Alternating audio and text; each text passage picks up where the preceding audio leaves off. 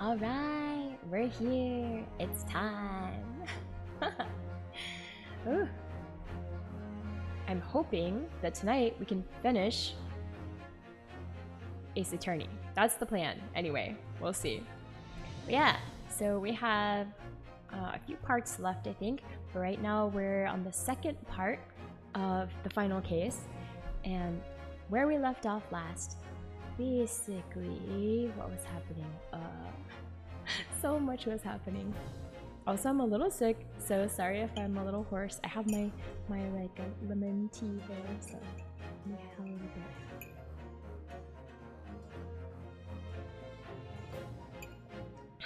bit. That'll help my throat. But yeah, so let's get started. Let's get started, shall we?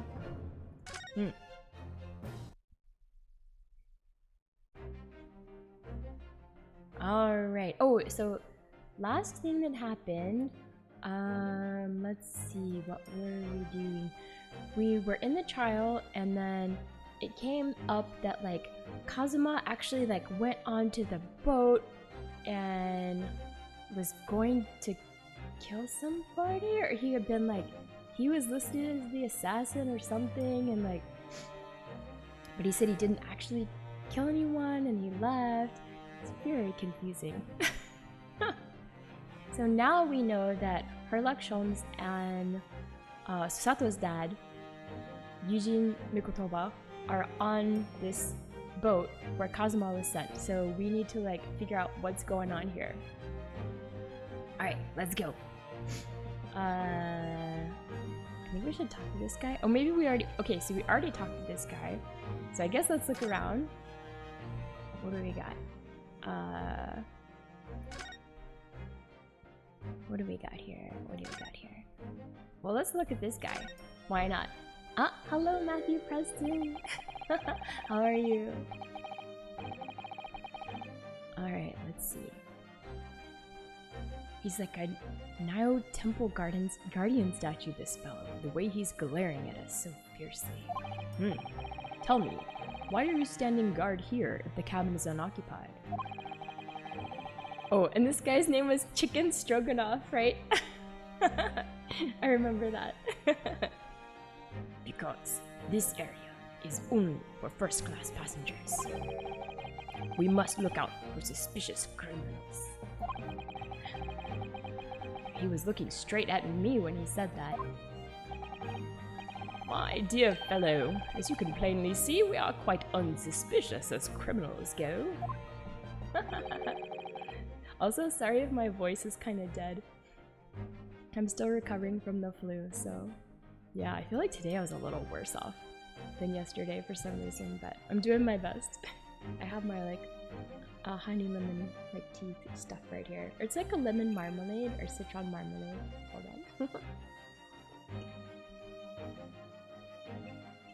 Today I did basically nothing and goofed off all day, laid around, trying to recover.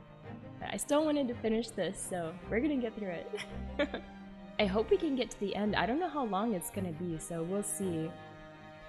I hope so. But still, criminals. No, no, no. For goodness sake, Sholmes, tell the man. We're neither suspicious nor criminals. Ah yes, quite right, Mikotoba. Curses! This seaman is far too able for his own good. Extremely careful in what you say. One of us ought to be, yes. Is that it? Let's see. We have this mouse trap thing. This must be a mouse trap, I think. Perhaps I could distract the crewman's attention with this somehow. We should try it? Sure, why not?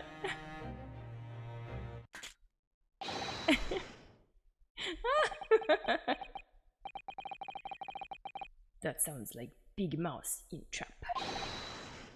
Choo choo! Is that what mice say in Japanese? Maybe.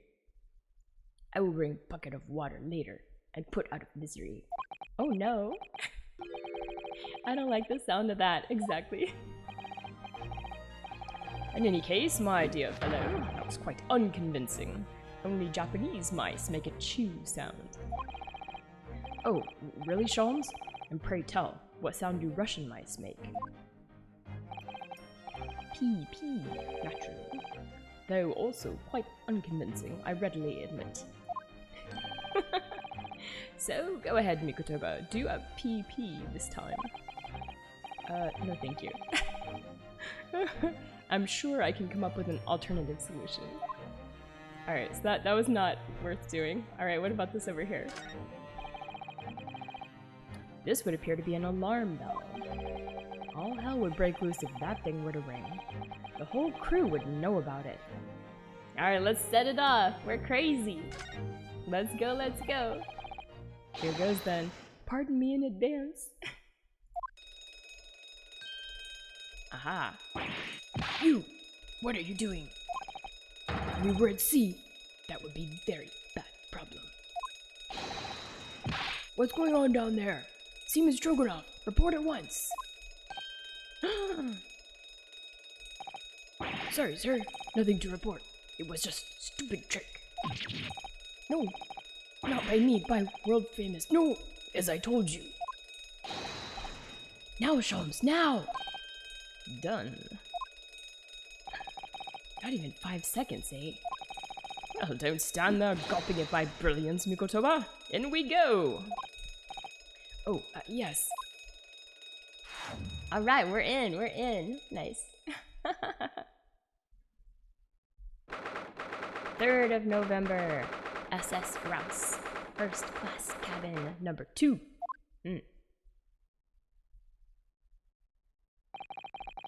Good gracious. Wait, this looks like the same cabin that that Kazuma was in, right? Before. Hold on. It would appear that the occupant of this cabin did indeed disembark rather hurriedly. Oh, there's clothes all over the floor. What a mess. Those clothes on the floor there. They're Seishiro's, without question. Oh yeah, we're looking for the judge, right? Judge Jigoku. Well, it seems we are just a little too late. Yes, by about 2 hours. Still, whilst we're here, we should investigate thoroughly. There may well be 2 hours worth of clues to find in here. But that burly crewman may return at any moment, Sholmes. Indeed he may. Which makes this all the more thrilling. Oh, really? Well, I guess we have to examine. What do we got here? Well, it's like pointing right at this, so let's look at it. Quite the exquisite glass, I must say. See here, how it... Is something wrong, Sholmes? You suddenly trailed off. Wait, there's still ice in it, right? Yeah, exactly. Ice, Mikotoba, ice! What opulence the first-class passengers enjoy. Chilled drinks. Pardon? Was there like no ice back in the day? Maybe there wasn't. Oh, wait a second. The steamship has a big refrigerator. That's where they were keeping the body. Could it be that this steamship is equipped with an electrically refrigerated cold room, do you think? Well, it is a luxury liner after all. They have enormous refrigerators for storing all sorts of lavish produce as well as ice. You won't make any Sima jokes. I mean, the jokes almost make themselves, to be honest. On our voyage from Japan, we enjoyed culinary delights from all over the world. Suddenly, Mikotoba, the sight of you is making my mouth water. Wait, what? Yeah, ... for sure. I haven't taken on the flavor of the food I ate, you know. Wait, why is there... What's going on here? I know, right? Sorry, I'm also like semi-dying here. There's a speaking tube here, look! though it's been stoppered with some cloth. Hold on, I'm still drinking my tea. This will cure me. I know it will. So the voices of the crewmen on the bridge aren't an annoyance, I suppose. Or indeed, so that the voices in this cabin aren't heard elsewhere. Could something have happened in here that was for no one else's ears, do you think? Either that, or it could be to prevent snakes from entering. Oh yeah, like previously. That's really become a favorite case of yours, hasn't it? It has. Alright, what else do we got here? We've got the sign here. It's a little crooked. What's happening? These are the rules of passage. Passengers must not keep weapons or other dangerous objects in their cabins. Pets are also strictly forbidden. Additionally, there are severe punishments for stowing away in wardrobes and or travel cases. Well, I feel the rules have increased since I last read them. Probably just my imagination. What about the fact that they're not straight on the wall? Doesn't that strike you? You may be right. Probably just your imagination, though. A trifle. And you know what I always say, Mikotoga? There is nothing important about trifles. And it's probably just my imagination, but I think that might be slightly off. Yeah, right? What do we got here? We got a suspicious garbage can. And this is the waste paper basket. Look. And there's still rubbish inside. Ooh, indeed. Then let us pry. I've discovered recently I have a penchant for exploring the contents of others' waste paper baskets. Really? That's so sus. I sincerely hope only for your work. Yeah, right. Oh, okay, this looks promising. Ah. Here we have a notice issued to passengers from 3 days ago. 3 days ago? The night before we arrived in London, then. When I was still aboard myself. Ooh, evacuation drill notice. Following departure from the port of Wait, what? What? Why did that just disappear so quickly? Okay. I didn't click on anything. It's fine. Ah yes, there was an evacuation drill. I remember now. For our safety and security, all first-class passengers were constantly under the watchful eye of the crew. So it was a welcome relief to have some privacy for once. Ah, okay, we've got the itinerary. Entered into the court record. Alright. What else we got? We got the trunk here. It's a very sizable trunk indeed. Seishiro is partial to all things large. Rather clumsy fellow if you failed to notice he'd left that behind. Rummaging in Ben's fun, we all do it, don't deny it. No, there is some treasure to be found in there.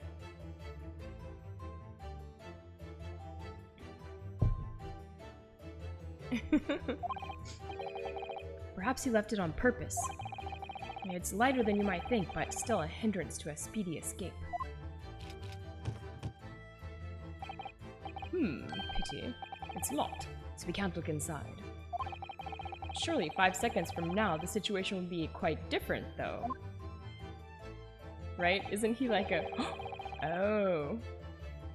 Oh, I'm sure he could still do it. Sadly not.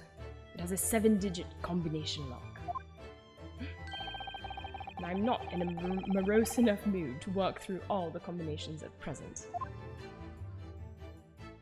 Really? That's it? Alright, what else do we got? We got the clothes. We got a suspicious empty missing thing. Wait, did this used to be over here maybe? Ah, maybe. The wall is a slightly different color just here. Do you see? Indeed.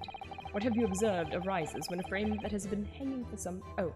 What you have observed arises when a frame that has been hanging for some time is removed. Indeed. Perhaps your friend is an art thief. Now there's a bold deduction worthy of a great detective, I'm sure. He may very well be the elusive thief who has been plaguing France's galleries of late.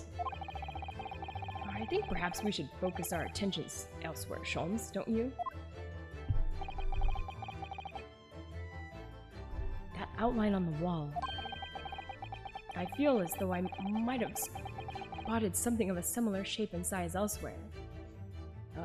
Yeah, how about like this right here? Oh, uh-oh. This guy's back. You are still here. Ah, Abel Seaman Stroganoff. Hello again. I was beginning to think you'd never materialize. You are waiting for me? Of course! I was expecting you to burst in with a hearty Russian profanity far sooner. I was in trouble with Captain because of a trick you played before.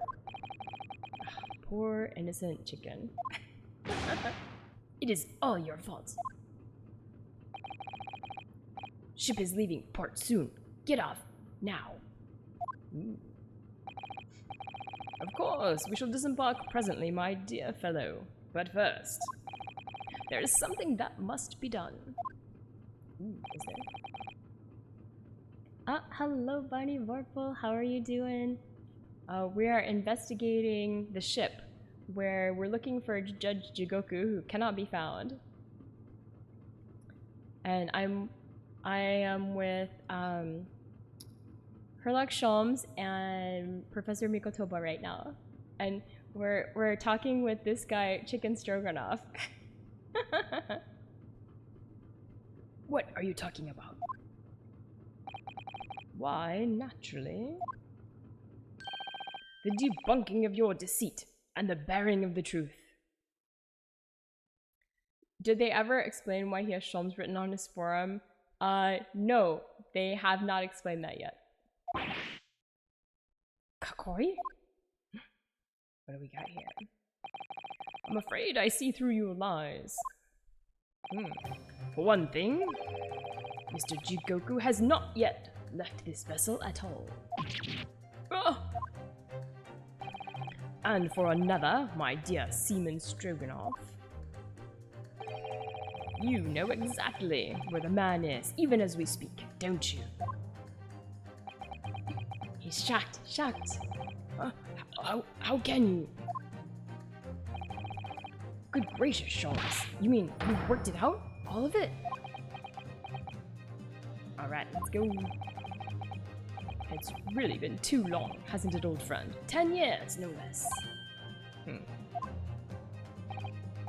So, would you care to join me for a dance of my inimitable logic and reasoning? Nothing would please me more. Oh, so Mikotoba's a fanboy. Alright. What is this? Uh-oh, the snap. The snap's happened. We have but minutes until the vessel puts to sea. No games now. Alright, what do we got? What do we got? Time is of the essence. Mr. Crop Top. Mr. Stroganoff, allow me to remind you of your earlier claim. You told us that Jigoku left the ship some 2 hours ago. Da! That is what I said. Sadly, that was a rather clumsy lie. You see, there is something in this room that quite clearly contradicts it. What? Yes, of course. I see you've noted it too, Mikotoba. Then please, do take the lead. I think I know what it is too. What in this cabin shows the impossibility of Jigoku? Wait, so why does it's auto-playing? Why? Don't auto-play on me. Let's see what the last 3 years have done to your observational skills then, Mikotoba. It's been 10 years since we last did this, Sholmes, not 3. Why, of course it has, quite. Now, all the clues are here in this cabin for your eyes to see. But as I always say, you must not merely look, but observe. Observe and the answers become clear. So, impress me. I think I can manage that. Alright, I know exactly what it is. It has to be this, because there's ice and it would have melted already if it was like more than 2 hours. Unless it's like literally freezing in this room, so.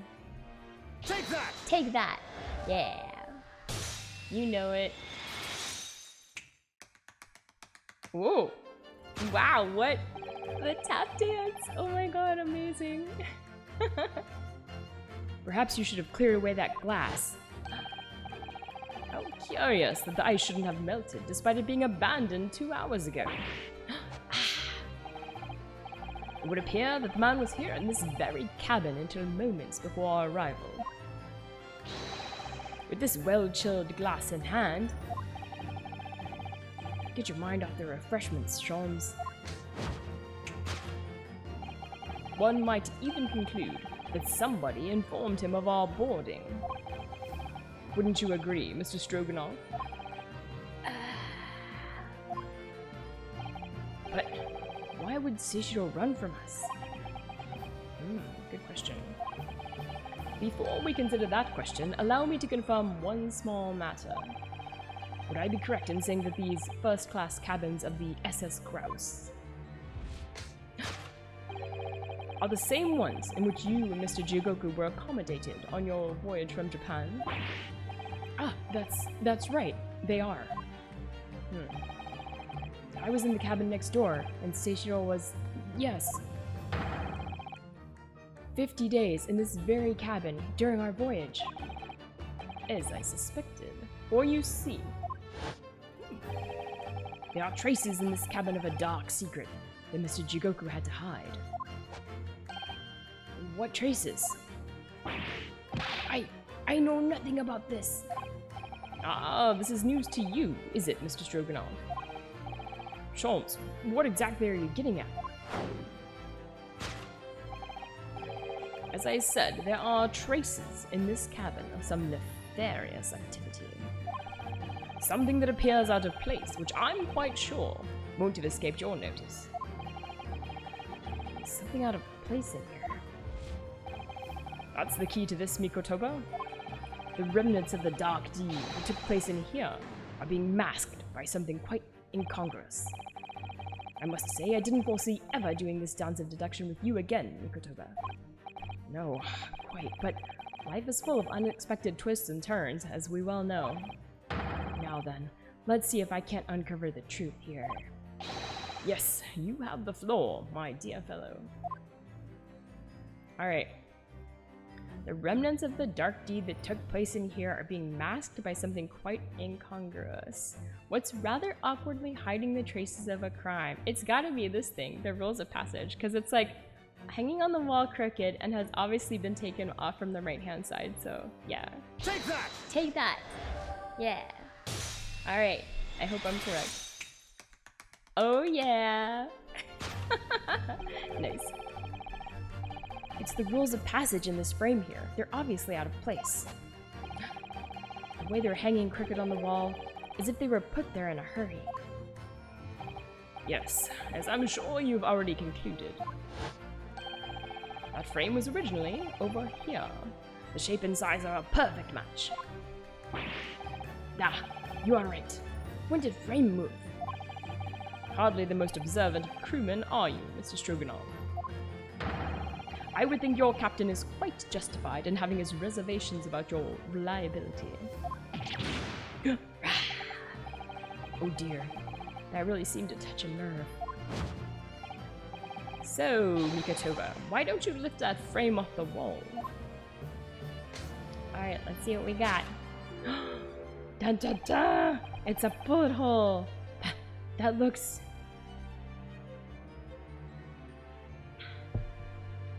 Marty. Like a bullet hole. What? Who has been shooting walls? I see. The projectile has been removed. Ooh, so no bullet. That's right. Yeah. I'm getting good at this. Too bad this is like the last case. clearly, the careful occupant of this room has already disposed of it. Now then, Mr. Stroganoff.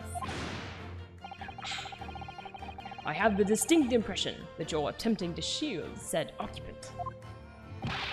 I don't know what you're talking about. Why would I try to protect Eastern stranger? Ah, so we're talking about the same man, I see. Good. Ah, that's right. Okay. I'm sure we can get to the bottom of this in no time, aren't you? Because there's some very noteworthy evidence that explains the reason why you're lying for the man. Yes, you've been told to keep up this pretense, as clearly shown by... I really don't know how to approach this one, Sholmes. Ah, my dear Mikotoba, simply keep first principles in mind. Study your subject from every angle, and I'm quite sure that you'll see it. In fact, I'd put a wager on it. So, I'm to glare at the fellow from all sides? Well, I can certainly do that. Alright, so what do we got? Why is Stroganoff covering for someone? What do we got? What do we got? Oh! Look at this. Wad of banknotes. That looks very sus. Take that! There you go. Yeah. It's been paid off. Oh yeah. It's almost too obvious for words. Quite. Universal language of the world. Money. Why? I mean, I was just turning him around because they said look at him from all angles, and you know, next thing I know, I just see a bunch of cash, and also I was drawn to his like lowrider pants. I'm not sure why they gave him such a crazy outfit with this like crop top and lowrider pants, but it's a little, it draws the eye. It draws the eye. I'll say that. And I'd wager that the Eastern fellow in question is Seishiro Jigoku. Yes? So, I presume you realize what this means. There are clear signs that a crime has been committed in this cabin. And the way you're going, sir, you'll find yourself accused of being an accomplice. But... I believe you know, Mr. Stroganoff. You know where Mr. Jigoku is hiding at this precise moment in time. Does he? Does he truly? He must, though. As always, Mikotoba, in matters of deduction, the furtive glance is your unfaltering ally. Yes, I think you're onto something there, Sholmes. You found the chink in this burly fellow's armor. We need only follow the man's gaze to know where our prey is hiding. The slightest flicker of the pupils, a minutely delayed blink. Nothing escapes my attention, even that which is barely perceptible. Now, you could hardly call this barely perceptible, Sholmes. The man's turned his entire head. It's not exactly what you'd describe as a furtive glance, is it? It's almost too obvious. We shall let your tapping toes decide, my dear fellow. Alright. We need to only follow the man's gaze to know where our prey is hiding. Well, seems like right here in the large trunk, right? Is Judge Jigoku inside the trunk? I mean, it has to be, right? Take that! Take that! Can he fit in there? Maybe. Oh, tappity tappity. Alright. You turned immediately to look at this large trunk, didn't you? The truth is, Seishiro Jigoku was unable to escape from the ship in time, and is, at this very moment, doing his best to stifle his breath inside this trunk. Oh, is that why all the clothes are on the ground? Ah, maybe. He still has a breath to take. I fear he may be running dangerously low on air. Huh? I imagine he didn't count on us making a nuisance of ourselves for quite so long. I think it would be in everyone's best interests for us to open the trunk as quickly as possible. But how could we? Are you forgetting about the combination lock? We don't know the 7-digit code. Combination lock can't be opened from inside the trunk. Therefore, there must have been an arrangement for somebody to open it after our departure. Of course. Oh, what is it? In short, before Jigoku hid himself inside that trunk, he must have told someone the 7-digit number for the lock. As I'm sure you can confirm, Mr. Stroganoff. Wait, is that what the tattoo is on his... Or is that the tattoo that it's like a permanent marker or whatever? On his arm?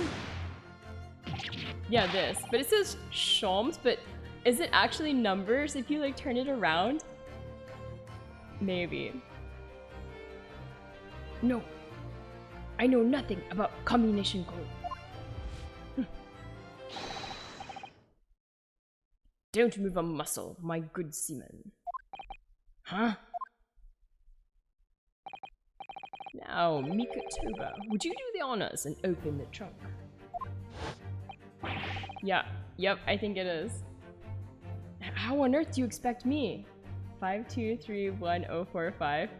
Yeah. I think you're right. It's a 7-digit number. Remember, quickly now. We have little time. Ahahaha. Alright. I'm gonna copy it from your chat.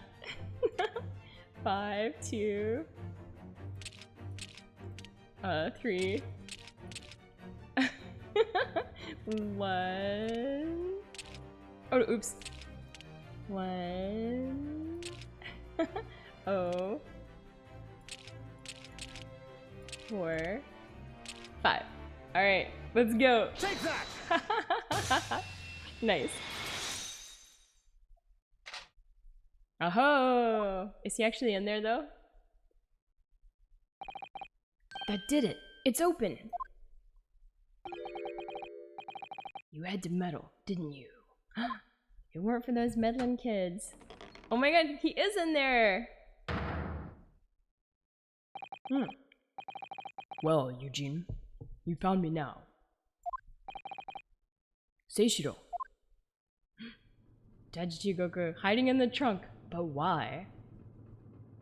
With his like crazy beard. Yeah. I was really hoping beyond hope not to find you here, you know. Wait, really? I thought we were actually looking for him because we wanted to make sure he wasn't dead because he was like the target of the murderer, right? Aren't we happy to find him? I don't know anymore. But you're not entirely unsurprised, I take it. No, quite. I just wish it were some other way. Well, are you ever going to introduce me? Ah, your reputation precedes you, Mr. Sholmes. I've read many stories of your exploits. Excuse my manners, Sholmes. This is Mr. Jigoku, my old friend and traveling companion. The devil is in the details, Mikatoba. I believe you meant to say, your old friend and traveling companion? Who made the cowardly decision to flee the country without a word to anyone when things turned sour. Ooh, ouch. I see my reputation precedes me as well. What an honor. Sorry. Well, Seishiro, are you going to explain all this? You know it all by now, I imagine. What you didn't know, of course, is that 3 days ago, on the night before our arrival in Britain, an attempt was made on my life, here, on this very ship. By the Reaper of the Bailey? Yes, I've heard. Because you were once prosecuted by the Reaper, weren't you? 10 years ago now, mind you. And I had no idea at the time what a dangerous individual he was. Anyway, when we arrived in London to find the symposium was postponed until goodness knows when, it became all too apparent to me that I might very well be targeted again. So you decided to flee the capital without saying a word to me about it? I'm afraid so, yes. Of course, I realize now that I really ought to have confided in you. Ah, hi Citrix Gaming. Hello, hello. Happy Sunday. It's somewhat surprising, I must say. What is? Well, first-class cabins aboard luxury steamships are in very short supply. It's more than a little hard to believe that on this one... Oh, it's more than a little hard to believe that this one just happened to be available.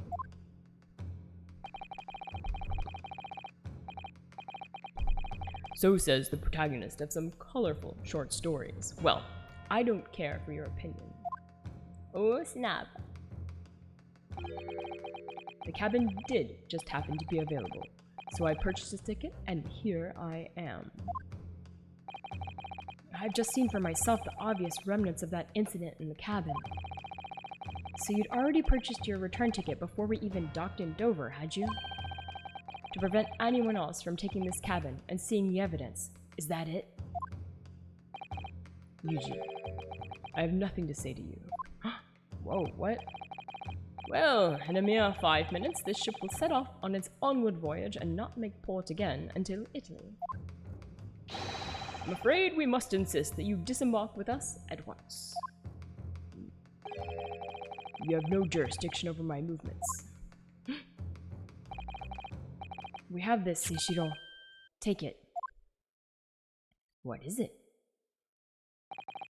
Yeah, exactly. What is it? It's a subpoena from the Old Bailey. You're a man of the law. You know what the ramifications of ignoring a document like this from the British courts would be. You came prepared then, Eugene. Come on, let's go. One moment. Oh, what is it, Sholmes? Inside Mr. Jigoku's trunk, I found this rather fascinating trinket. What is that? Seishiro? Oh, I can't help you, I'm afraid. Some small component from something. Wait, what is it? Yeah. But what? I have no idea. By the look on his face, I think he genuinely doesn't know. Well, let us pocket it as a small souvenir of our brief sojourn in France. Alright, small component. A small machine part. Oh, you know what? It looks like it goes on like a watch or something, right? Doesn't it look like a watch winder type thing? Yeah, clock wind up, yeah. It does. Well, young Naruhodo, I think we've done as much as we can, I'm afraid. The rest will be on the shoulders of you and your assistant. Alright, let's go. 3rd of November, 12:10 p.m. Ah, thank you for the redeem, Matthew Preston. The Old Bailey courtroom. I know. Ah, thank you for the redeem. Thank you. Alright, Kazuma Asogi. I know you, and I know you wouldn't lie.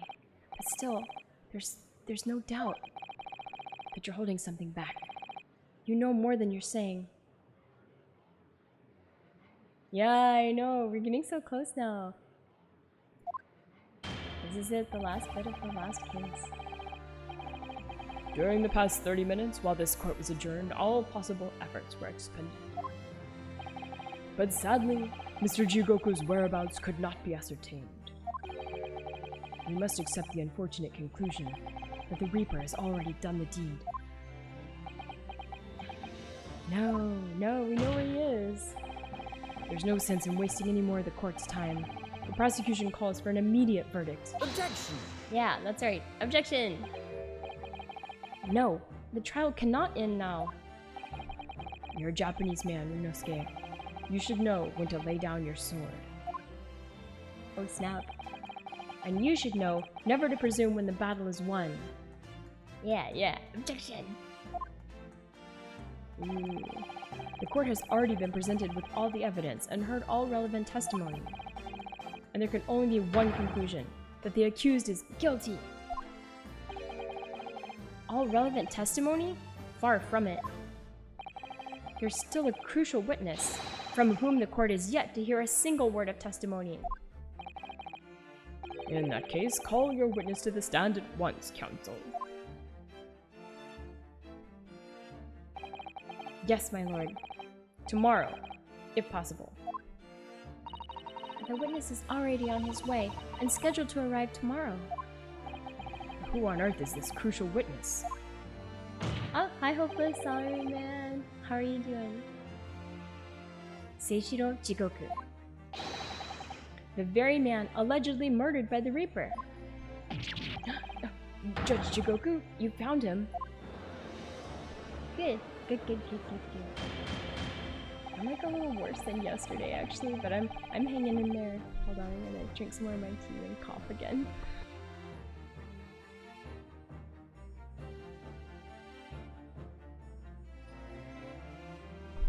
Okay, I'm back. But the investigations of every policing resource in the capital suggest that Jigoku is already dead. He's not. We know he's not. How, in the name of God, did you find the man? He was located in France during the recess at the port of Dunkirk. Thanks to one of Mr. Herlock Sholmes's famous deductions. Herlock Sholmes? Inspector Gregson almost certainly met with Mr. Jigoku on the night of his death, because along with Prosecutor Asogi, Gregson was on a mission to assassinate the man. Yeah, but we think Gregson was like in the refrigerated portion of the ship. That's what I think now. Which means that Seishiro Jigoku is the sole witness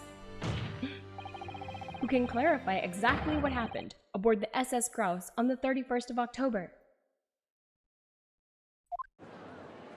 Let's go, let's go! Well, it would appear that it's too soon to move to adjudication at this point. Yeah, that's right, Kazuma. Yeah, the prosecution concurs. The court must hear Mr. Jigoku's testimony. No judgment should be passed until all testimony has been considered. Alright then. In that case, I hereby call the end of today's proceedings. Court will reconvene at the same hour tomorrow. No objections from either side? No, my lord. No objections, my lord. Nanzis is just not saying anything. We live to fight another day, by the skin of our teeth. Thank God. Alright, what do we got? What do we got? To be continued. Wait, really? Yes? What do we got? What do we got? Well, we are continuing. Let's go, let's go. Yes? Okay. Continue, please. Alright. The unexpected halt of proceedings sent a clamor around the courtroom. But outside the bailey, where Londoners knew nothing of the secret trial within, it was a typical still night. Then, at a little past 8 o'clock that evening, Mr. Sholmes and his partner returned to Baker Street. Wow, there's like a whole like Thanksgiving dinner set out here. Fancy, fancy. 3rd of November, 8:07 p.m., Sholmes' suite. We have returned, my dear fellows. Welcome back to Britain, and thank you for their timely help. Think nothing of it. I believe you've had an even more wearing day than Mikotobo and I, no? You could say that. We were on the brink of defeat in court earlier. So, this prosecutor, Asogi, had you on the ropes, did he? And he's your best friend, you say? Well, he's not really the man I knew in Japan anymore. Kazuma's changed. Oh, Mr. Naruhodo. I mean, it's incredible. To think that he'd even entertain the idea of acting as the Reaper's assassin. Yeah, true. Well, nevertheless, you must introduce me. after all. I've only ever met the young man as a corpse. That's true, right? When all this had started, almost a year ago now. Mr. Sholm still hasn't told us the truth about what really happened back then. About the motivation for what he himself described as a great detective's lie. Now then, I must say it's really quite a journey, all the way to France. Well, it is another country, Mr. Sholmes. So, what news of Judge Jigoku? We took him to Scotland Yard. The investigating detectives there have a lot of questions for the man. Poor Professor Mikotoba. This must be quite a shock for him. Hey Mio, show me your moves.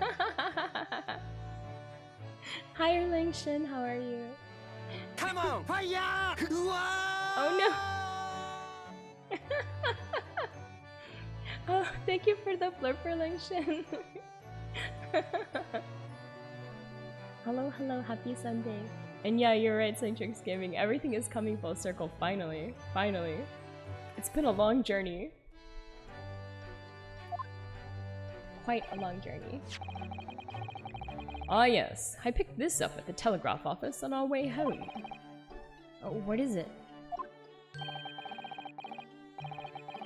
Surely you haven't forgotten already. I put upon you for the matter only yesterday. You put upon me, Sholmes. I had to fill out your telegram to Japan and foot the bill as well. Oh, you've had a reply already.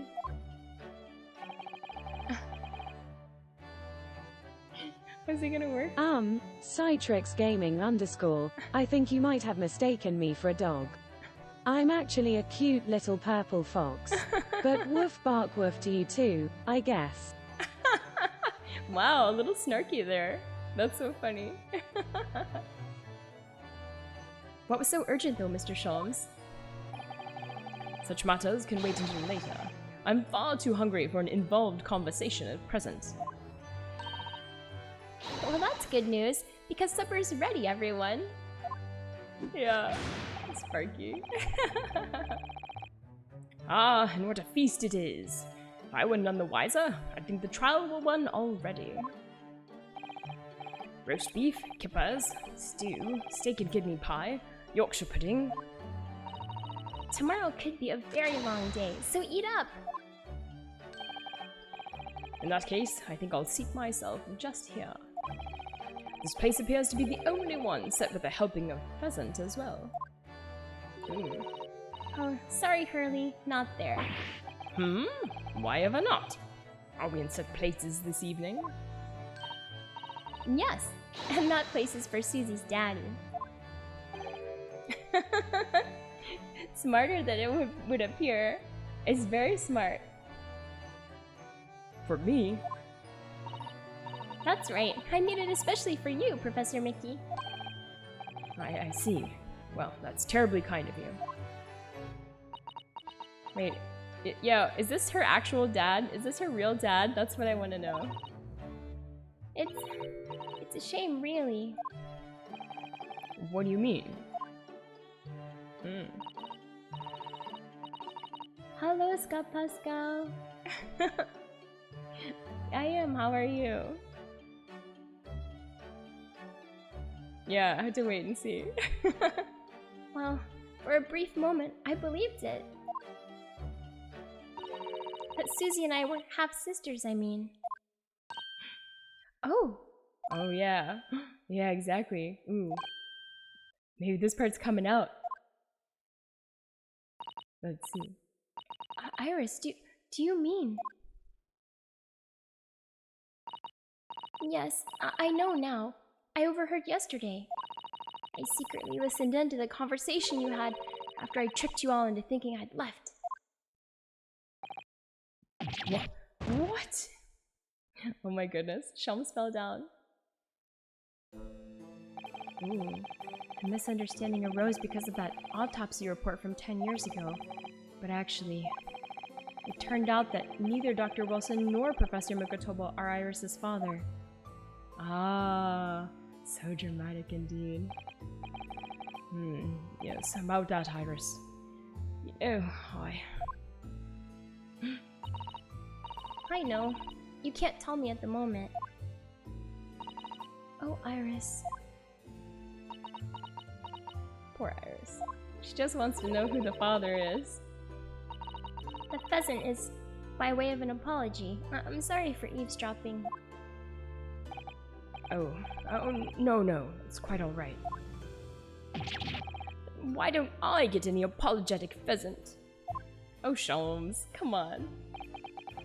So just who is Iris's father? I suppose that's not something we'll be finding out today. Well, maybe it actually is Dr. Wilson, the guy in Japan that got shot, right? The original, very first case guy. It could be. Because that's who we thought it was all along, right? So then, let us dine, while our largely pheasantless plates are still piping hot. Fine idea, Sholmes. It all looks absolutely delicious. Eat as much as you like. There's always seconds. This could be our last chance to ask questions before tomorrow's trial. About that telegram from Japan, and about Kazuma. I can't let this opportunity slip away. There's Sholmes on the little couch here.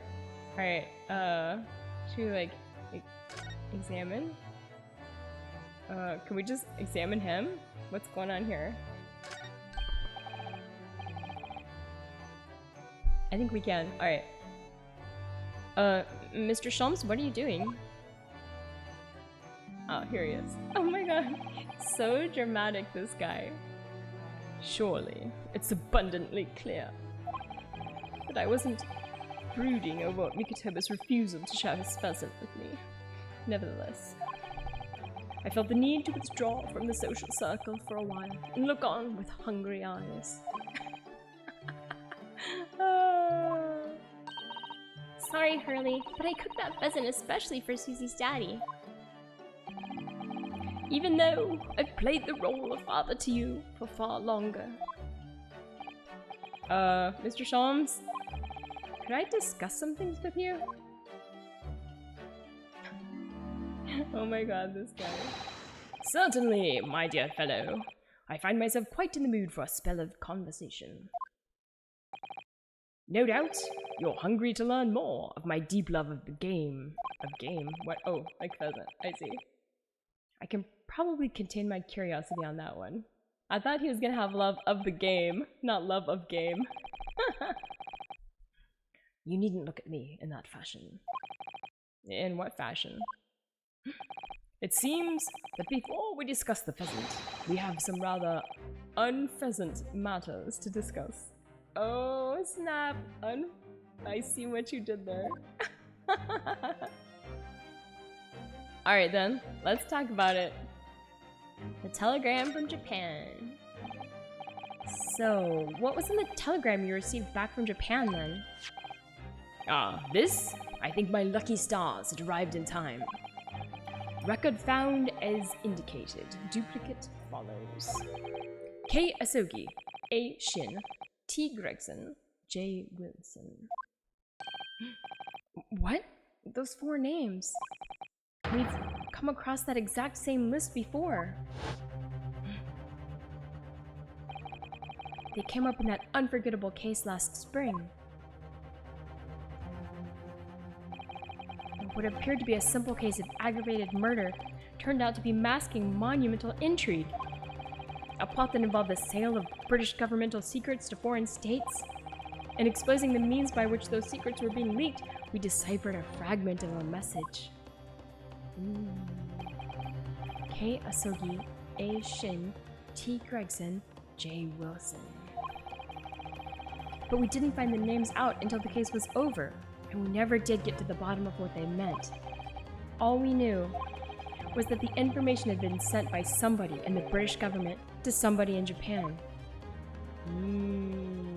Okay. So why are the names coming up again now? Yes, where did the senders of your telegram discover them, Mr. Sholmes? I have here the message I had wired yesterday. Allow me to read it to you. Enter Judge Jigoku's office, undetected. and investigate telegram records. Expect to find communication from Britain dated 1 year ago. List of 4 names, need by tomorrow. Naruhodo. I sent it to a detective I know who specializes in clandestine missions of this nature. You asked Inspector Hosonaga to undertake such an onerous task for you? Oh yeah, it's the guy that's like dying of consumption. He's always bleeding from the mouth. And in my name? I wonder what guise he opted for this time. My dear fellows, it was a matter of great urgency, you understand. Anyway, the list of names was found in Seishiro's office, as Sholmes predicted. Alright, so someone in the British government sent that list to him. Ah. Yeah. So you mean that mysterious collection of names that was sent from Britain to Japan was... It was sent to Judge Jigoku. He was the intended recipient. I don't believe it. But that doesn't answer the question of what the list of names actually signifies. True. Indeed. I did formulate a hypothesis about that. Did you now? But without a shred of evidence, I couldn't possibly have shared it. Mr. Sholmes looks deadly serious for once. Alright, we got the telegram from Japan entered into the court record. Nice. Alright, let's talk about Kazuma's death. Or fake death. That tragedy we had to go through on the SS Buria. It was all for nothing. Kazuma wasn't dead at all. Yes, this is true. We were completely taken in by the lie you told us. Your great detective's lie. I took no pleasure in deceiving you. However, at the time, all that concerned me was preventing the young man's study tour from taking place, whatever the cost. What?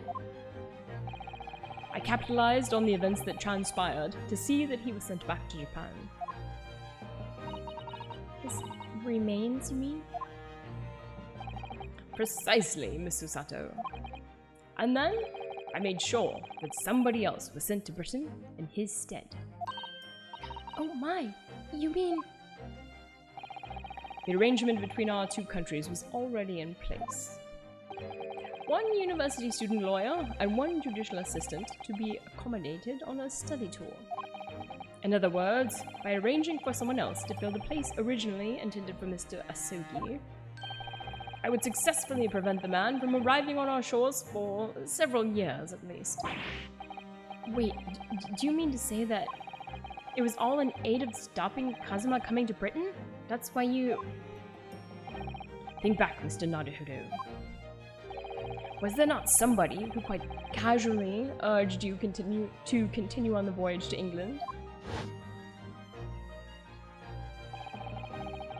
Ah, the terms of this study tour were negotiated by the Department of Justice in both Great Britain and Japan.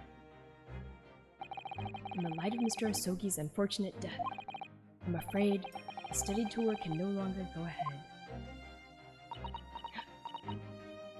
Ah. My dear fellows, the majority of problems have an extremely simple solution, you know. All you require is one lawyer, and the study tour can continue, surely. There's no one else with the necessary qualifications, Mr. Sholmes. We know of no other lawyer. The voyage to London still promises a good month of time. That's right, he made it happen. Ample opportunity, I would say, to find yourselves another suitable lawyer.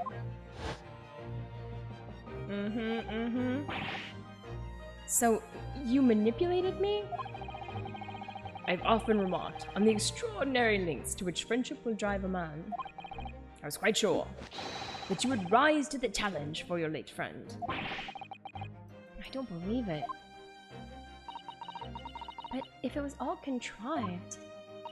I mean, what happened was treated by the authorities as murder. A woman was mistakenly arrested as the perpetrator? What do you suppose became of her? Ah, naturally, I didn't allow misapprehension to have any serious repercussions. I subsequently explained everything and assisted the unfortunate soul in finding the foreign refuge she sought.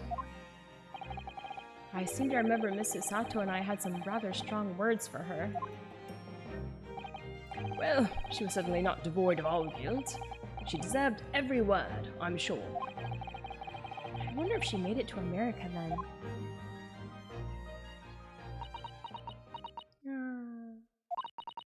I'm afraid I simply cannot comprehend it. Why would you go to such lengths, Mr. Sholmes? Why were you so determined to stop Kazuma-sama from reaching Britain? And the truth is, 12 months ago,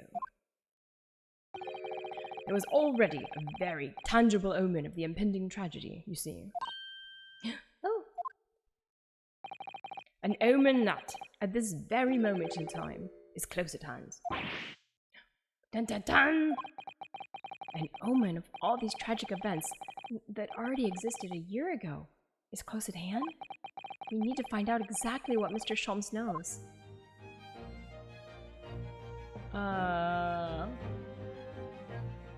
Okay.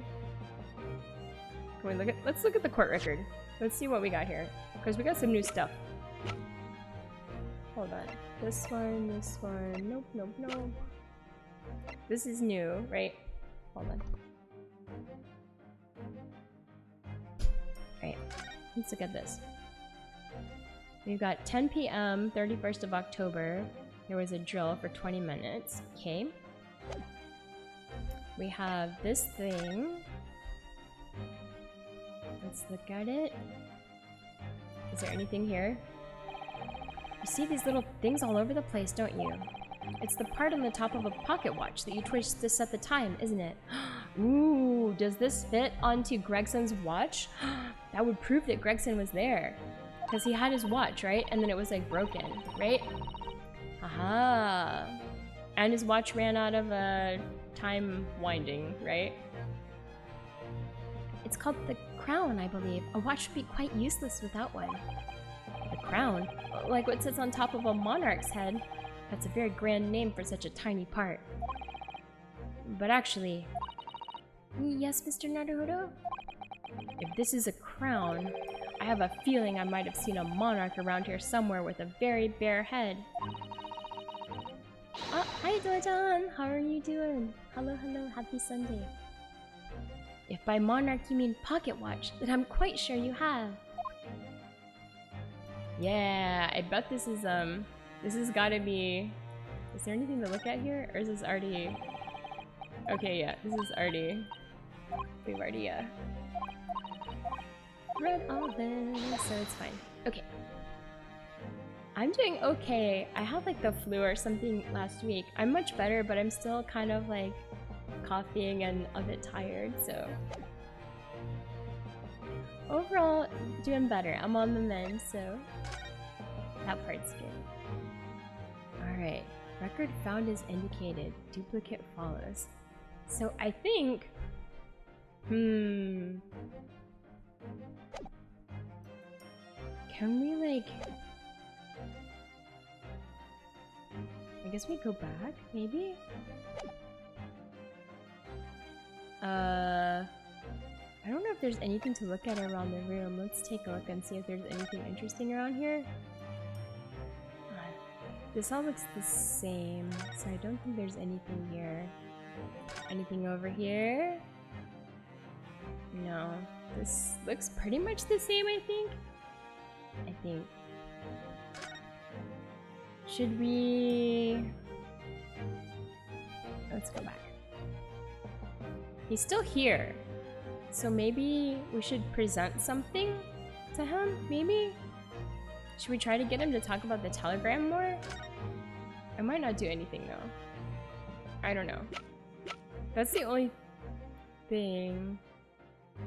Or I wonder if we should look more... you know, I don't think we need to look more at the watch. I think that'll come up in court. Maybe we should present this? Let's try it. There was no room for doubt with your instructions in this telegram, Mr. Sholmes. you were very clear that it was Judge Jigoku's office that should be searched, so you obviously knew that's where the list of names would be found. K. Asogi, A. Shen, T. Gregson, J. Wilson. But we only learned of those 4 names just over 6 months ago now. And only because they appeared as part of the top-secret government communications that were leaked. That's true, yes.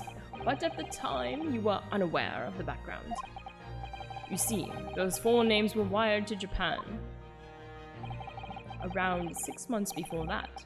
Approximately this time last year, in fact, when you both were still in Japan. Wait, what? So then, does that mean Kazuma was like... Wait, what? It really would be hypocrisy on my part to reprove others for intercepting state secrets. Oh, hold on.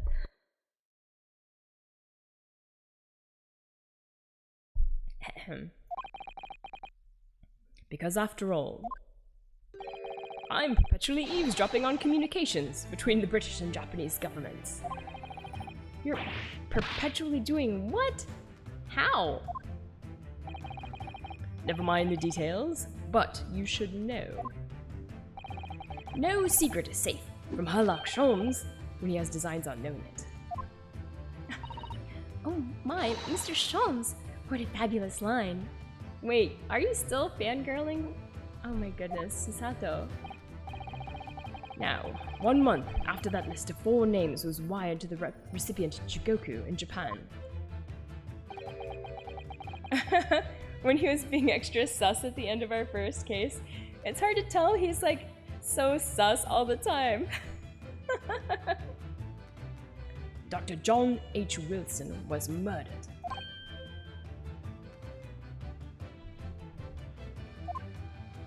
Even Muscleman Sailor's fangirl over him. It's true. Wait, Asogi was being sus? I don't remember. As soon as I learnt of the incident, a hypothesis rapidly took shape in my mind. He's a man amongst men, surely. I mean, you're not wrong. I like that his hair's not crazy, like he's not Ronald McDonald anymore, so that's good. As it turned out, I was partly correct and partly mistaken. Nevertheless, it was the beginning of all the tragic events that were to follow. That's right, Wilson died at the beginning, so... Mr. Sholmes, please, tell us all you know. Tell us about these 4 names and the tragedy to which they're all somehow connected. Yeah, the score is great. It really adds so much to the game. Alright, the 4 names, let's talk about it. As I said, when I learnt of Dr. Wilson's murder in Japan, my mind immediately turned to those 4 names, because, you see, there was someone else on the list I believed to be recently deceased. What? Who? A Shin, as it was transcribed in the Japanese script. An actual fact, Miss Asa Shin. That was a familiar name to me. She was a professional killer, well known among London's unsavory classes. Oh, I see. But she had completely vanished from existence several months before Wilson's murder. So I claimed the logical conclusion that she had herself been killed. And accordingly, I became fearful for the lives of the remaining 2 persons on the list. Ah, K. Asogi and T. Gregson. Owing to our proximity, I decided to take measures to protect Gregson myself. But I determined it would be safest if young Asogi were to stay away from Britain. Oh, so he was trying to save Kazuma's life? So that's why you went to such lengths to prevent his study tour from going ahead. Exactly. So, you already knew who Kazuma-sama was, Mr. Sholmes. Oh yes, Sholmes and I have exchanged correspondence for years. I'd recounted many tales about Asogi to him in my letters, and the news of Dr. Wilson's death, of course. Oh, Iris. So, Dr. Wilson is dead then. I didn't know. Oh, Iris. I know he wasn't my daddy, but still, that's very sad. I'm so sorry, Iris. We knew the significance of the name, obviously, but we just couldn't bring ourselves to tell you. No. For what you just told us, Mr. Sholmes, it doesn't completely tie in with the facts. There's one big hole in your hypothesis. A big hole, Mr. Naruhodo? Ah, yes. You mean about Asa Shin, I presume? Oh, of course. Exactly. She wasn't killed, was she? She was in Japan, posing as a visiting student under the assumed name of Giselle Brett. I'm glad you're keeping up, my dear fellow. But I only became aware of that fact 2 days ago, in the foyer of the Great Waterloo Hotel. And upon hearing that startling revelation, the hypothesis that I'd formed surrounding those 4 names was completely turned topsy. What? Topsy? Topsy hypothesis. Let's talk about it. What do you mean when you say your hypothesis was turned topsy, Mr. Sholmes? I'd believed all 4 names on the list to be the names of victims. However, I was mistaken. Very much so. Asa Shin was a killer. So this telegram's a list of both victims and killers, is it? Indeed. And it would seem that Mrs. Shin was dispatched from Britain with the sole intention of dispatching Dr. Wilson. Her visiting student status being merely a front. Which would of course explain why no motive could be determined for her actions. So the real Dr. Wilson was killed by Asa Shin is because he was the target of an assassination. And forearmed with that knowledge, fresh consideration of this telegram puts the list in a very different perspective. What do you mean? Well, does it not strike you? There is another among the 4 who subsequently became a visiting student. Wait, you mean... But of course, a name you know only too well. Dun dun dun! You mean... Kazuma? He did say in court earlier today. Yes. On 31st October, I accompanied Inspector Gregson to Dunkirk in order to carry out a mission. And the mission was the assassination of the Mark. Oh my god, but then he said he couldn't do it. Young Mr. Asogi accepted that mission a year ago now. What? Surely not. In conclusion, this document is a contract of sorts. An international agreement, one might say, detailing an assassin exchange. An assassin exchange? How could Kazuma possibly have gotten involved in something like that? Yeah, let's talk about it.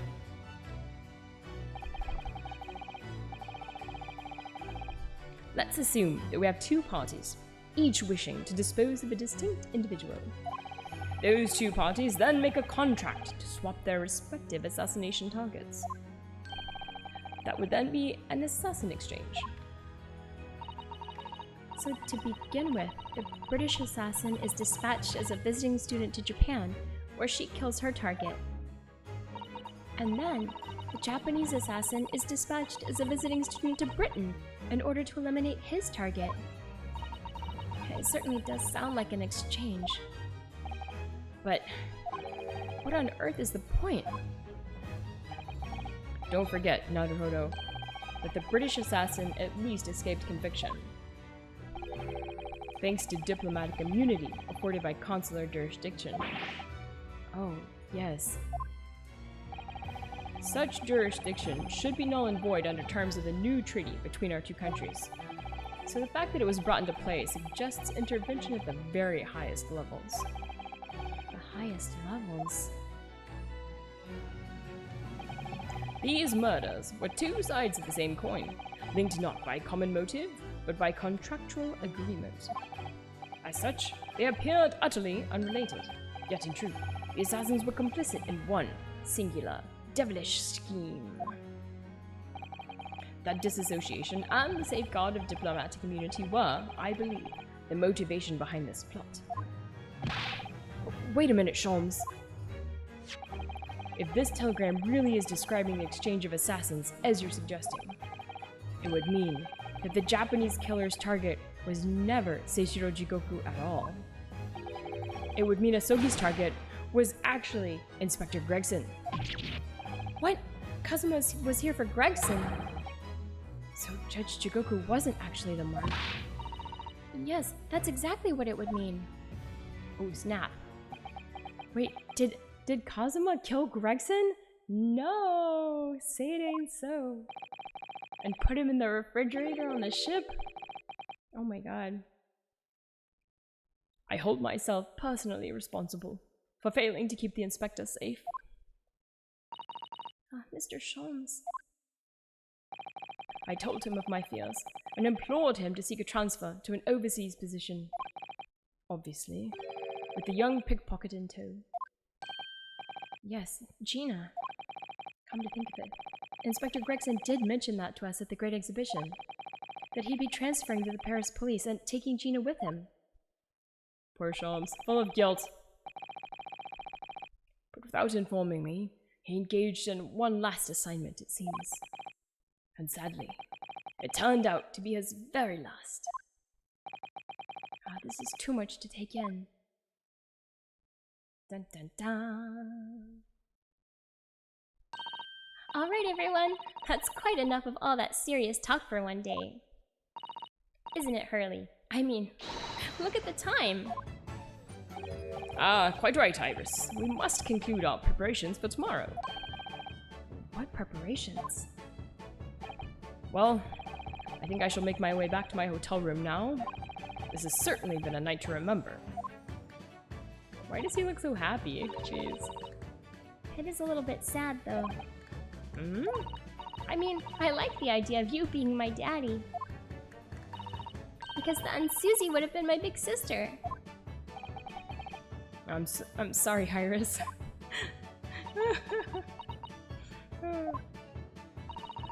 I know, Iris. I was thinking quite the same thing. Were you? But if somebody like me would be worthy, I would be delighted to become your sister. What? Really? Oh yes, without question. So, you'll teach me all the ways you know to throw Runo to the floor? Oh yes, yes, of course. It would be my pleasure. You didn't have to agree quite so readily. Oh, but wait a minute. If Susie's going to be my big sister, you could be my big brother if you want, Runo. Huh? I mean, yes, of course. If you'll have me, I'll gladly be your brother. Well done, Iris. We must always be mindful of feelings. I've raised you so well. Wait, what? Because being sensitive is your strong suit, naturally. Yeah, this guy. Oh my goodness. Alright, let me drink some water here.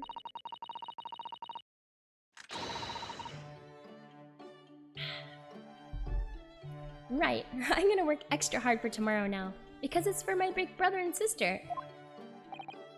What is all this talk about preparing for tomorrow? Preparing what? Weapons for the courtroom, maybe? Hee you'll just have to wait and see. Oh. Good luck in court tomorrow. I'm expecting a sterling performance. I'll do my very best, of course. Yeah, I know, right? The last person. Totally. Alright, so the overnight break in the trial's proceedings became a crucial turning point, exposing new truths whilst posing new conundrums. That list of 4 names on the telegram in Judge Chigoku's office, and the extraordinary excuse me and the extraordinary assassination plot in which my best friend had somehow become involved. I felt as though I'd been plunged into an even greater darkness all of a sudden. But at the same time, I felt sure I would see the light again soon. Okay. Yes, yes. Because I was lucky enough to have the most wonderful family in the world standing steadfastly behind me. Alright, let's go, let's go! To be continued, yes, we are continuing it. More continuing!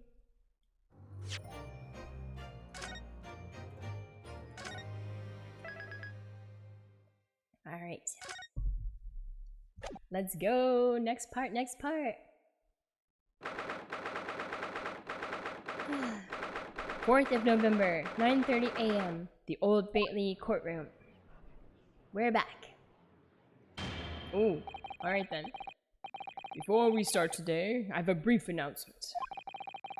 As with the closed trial 10 years ago, some astonishing facts have come to light in these proceedings. The revelation that the well-known Reaper is actually an organization illegally executing its own brand of justice, and the discovery that a respected yard inspector was at its heart until he himself perished in an assassination plot. Well, now I say to all members of the judiciary here present on this occasion that we will stop at nothing to uncover the whole truth behind these disturbing findings. I think he's in charge now. That's my suspicion. Because who's left? Counsels, you will undertake this trial with the resolve to pursue the truth to the bitter end. But I still not.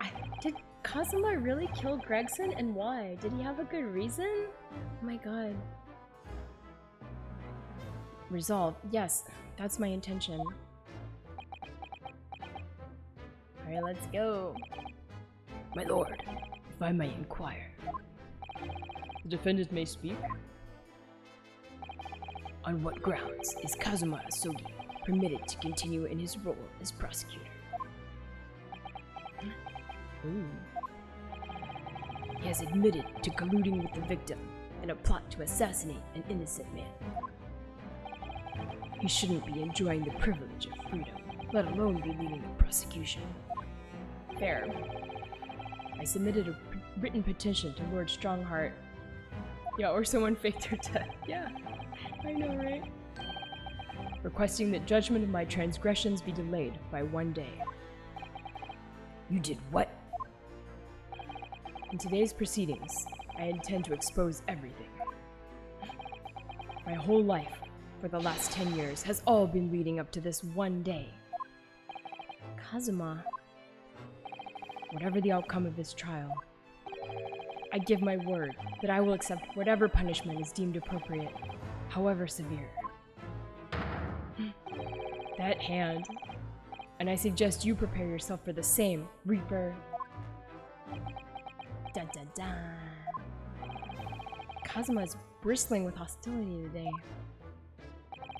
I get the distinct impression we're heading into very dangerous territory. Is that really even Kazuma-sama standing before us? As an extreme exception to normal practices, I have granted this prosecutor's request. The defense finds this acceptable, I presume.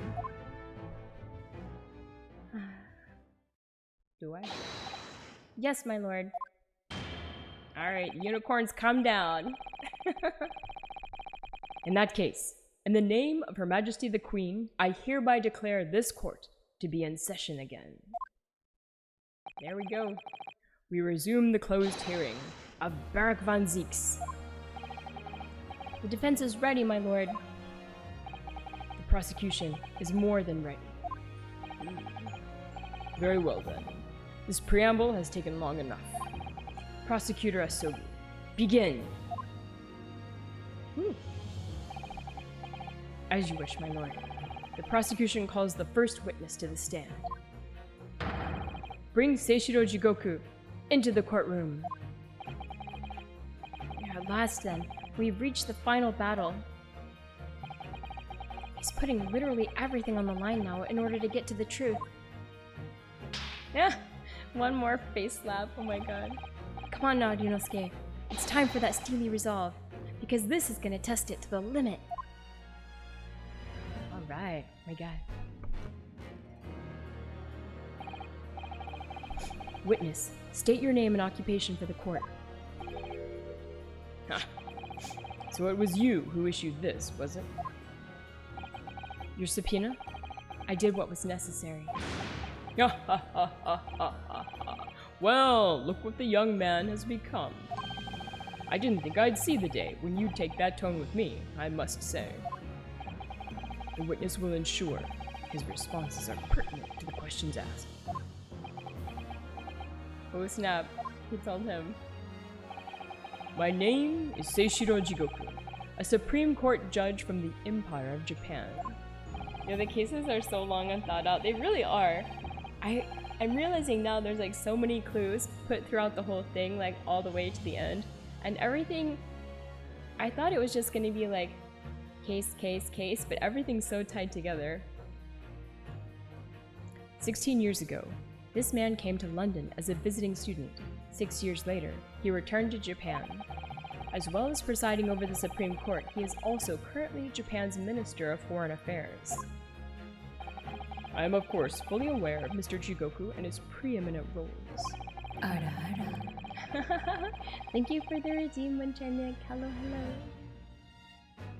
I invited him personally to the International Forensic Science Symposium as a representative of his country. I'm doing well. I was sick last week. I'm still a little ill, but mostly getting better, so I might have to, I keep having to like mute to cough a little bit because I'm still a bit sick, but yeah, overall much better.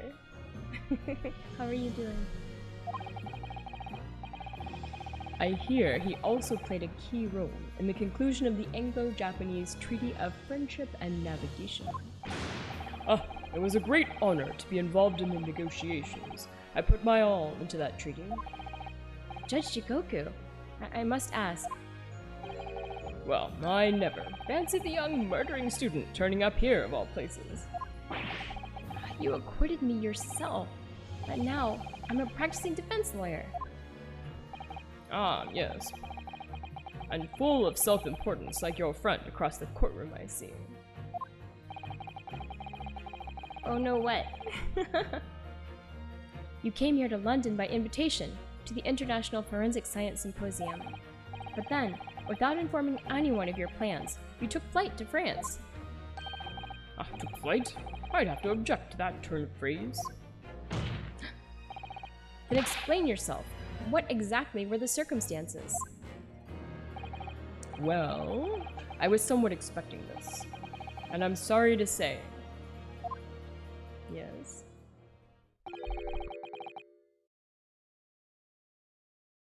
I decline to comment. What? Leaving the country prematurely when I was an invited guest may be questionable etiquette. But my decision is unrelated to this case. I can't be bound to testify. Wait, really? Unrelated, you say? Sus. I appreciate that a respected police officer has been killed, for which I offer my condolences. However, being an alien, I'd obviously never met the man, nor do I know the first thing about him. Wait, you sure did. I know you met that guy. I know, because he was on the boat, right? Don't we have proof that he's on the boat? We'll see.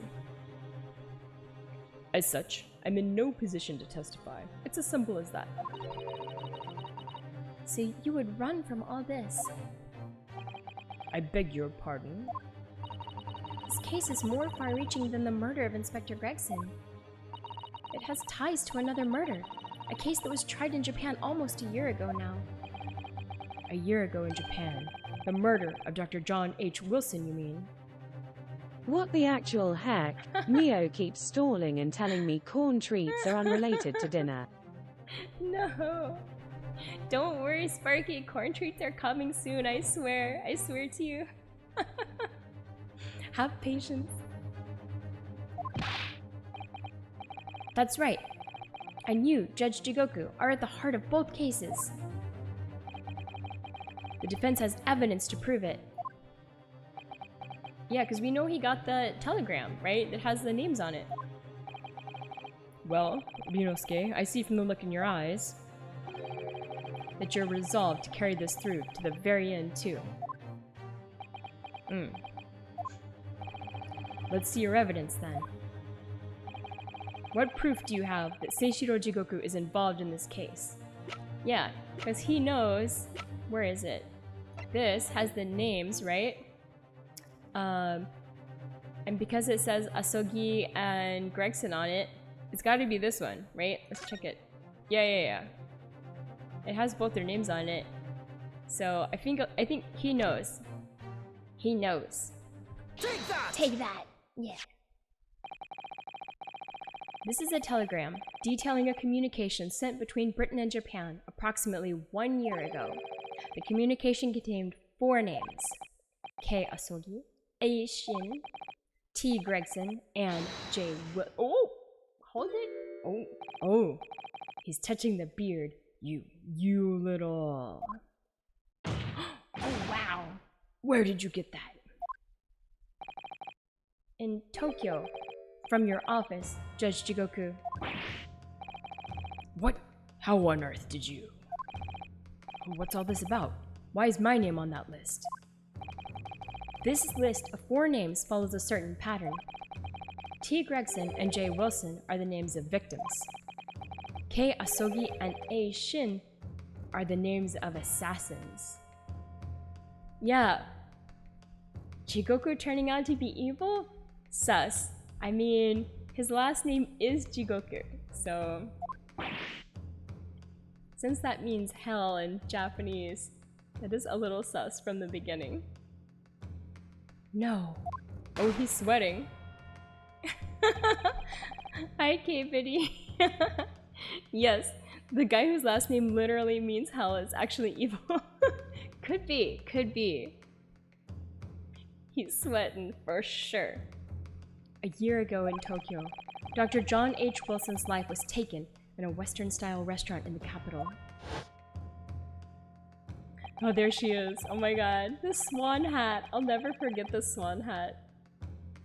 The culprit was found to be a visiting student who went by the name of Giselle Brett. Oh, you never knew that was... Oh, yeah. Yeah, Jigoku means hell. But her real name was Asa Shin, a professional killer sent on a mission to kill from Great Britain. The dramatic music, oh my god. A. Shin and her victim, J. Wilson.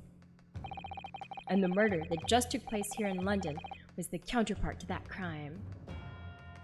Yeah, I found that recently from someone else that Giselle was from a gun name. I had no idea about that part. That was new for me. Buret.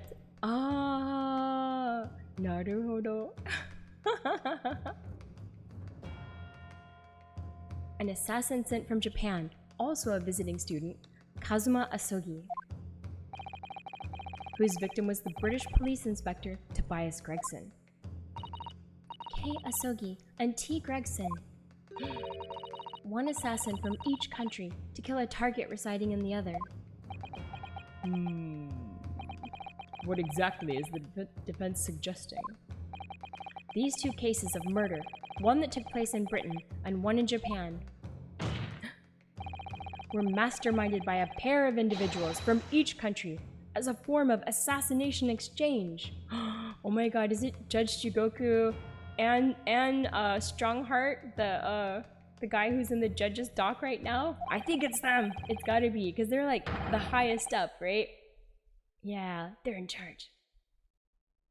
And the telegram the defense has acquired is proof of this international contract to kill. We'll see what comes out And I have to figure out, does Kazuma actually do it? I'm like, who is the father of... Anyway. The telegram was found in your office, Judge Jigoku. In other words, the mastermind in Japan was you.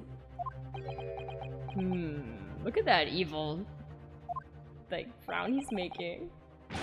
Judge Jigoku, what's this all about? He's not saying anything. And you, Kazuma, you lied. During yesterday's proceedings, you acknowledged that you'd accepted the assassination mission, but the mark wasn't Judge Jigoku at all. It was T. Gregson, Detective Inspector of Scotland Yard, as shown by the name on the killing contract. No. Very impressive, Ryunosuke. But actually, I didn't lie. What? The name of the target I was ordered to kill never passed my lips yesterday. The idea that Seishiro Jigoku was the mark came entirely from you! Ah! You deliberately avoided saying a name? Unicorns come down. The defense claims these 4 names indicate some sort of international, assassin exchange. I'm sure I speak for all present when I say that the very idea seems utterly absurd. Well, Mr. Jigoku, what do you have to say for yourself? Hi 100 Mile Runner, how you doing? His silence only goes to prove his guilt. No, that's not how it works. That's not how guilt works. There's another very important point that this new development brings to light. There's now a distinct possibility that the scene of Inspector Gregson's actual murder was in the witness's cabin aboard the SS Grouse. Yeah, I think so. And then I think he was stored in their refrigerator there. Because they were talking about that, so. Judge Jigoku, you have to testify now. To refuse would put you in contempt of court. You're good? Good. Happy Sunday. I'm like a little ill, but I'm recovering slowly still. Yeah. I feel like my voice is a little more gone than compared to like yesterday, but doing my best. Alright. Ha ha ha ha ha ha. There's no need for quite such a vicious stare, young man. Very well then. As a parting gift to you all, I'll tell you everything I know. Alright then. It seems this Japanese gentleman has information that the court must hear about the alleged assassination exchange and the events of the night of the 31st of October. Present your formal testimony now. It's soft but fine. Don't push too hard. Okay. Yeah. I feel okay. It's not like sore or anything. I'm a little hoarse, so. the metal gavel, it's not that great. I agree. Present your formal testimony now. Alright. As you wish, my lord. Alright, let's hear it. Let me drink some more water though. Alright, witness testimony.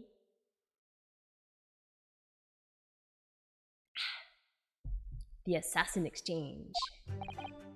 It's true that Kazuma Asogi was assigned the assassination mission 1 year ago now. The target was Inspector T. Gregson. That was a condition of the British study tour. However, in the end, something happened that meant the young man was unable to carry out his mission. On the evening in question, a member of the crew was on duty outside my cabin at all times. If there had been a shot fired, the crewman would have heard it. So clearly, I can't be involved. No, wait a second. We know that that's not true because we have like in the court record, there's the wadded up piece of paper we got from the garbage can in the room that shows that there was like an evacuation drill. At 10 p.m., right? Yeah, so we can present that. Okay, let's see. So you admit it then, as this communication suggests. There really was an assassination exchange agreement between Britain and Japan. A political endeavor at the highest levels. Not something I can discuss here. To use such a worldly practice as foreign study to coerce somebody to commit murder. It's the most appalling thing I've ever heard. She told him, you go, Susato. Appalling. Well, it's easy to judge. Pardon? Asogi had a reason for taking his sword to that British inspector, you know. What? Which is why he accepted the mission in the first place. Isn't that right, Council? Oh wow, did he really kill Gregson? No. Say it ain't so, Kazuma. Kazuma-sama? Judge Jigoku, if you are the mastermind behind this operation in Japan, then tell the court the identity of your counterpart in Britain. I'm not obliged to divulge that information. As I said yesterday, I've killed nobody. I freely admit that I accepted the mission, but on the night the plan was to be executed, I backed out. In short, this assassination exchange that the defense has identified is unrelated to the events of this case. Really? The crucial point is this. Your police inspector can't have perished aboard that steamship in Dunkirk. Because if he'd been shot in the cabin, it's inconceivable that a member of the crew wouldn't have heard it. No, we know that's not true. That's right. No, it's not right. Gregson was killed after returning to London, in the room on Fresno Street. No, it's not true. It's not true. And the perpetrator of the crime was the Reaper, Beric van Zieks. The prosecution's accusation remains unchanged.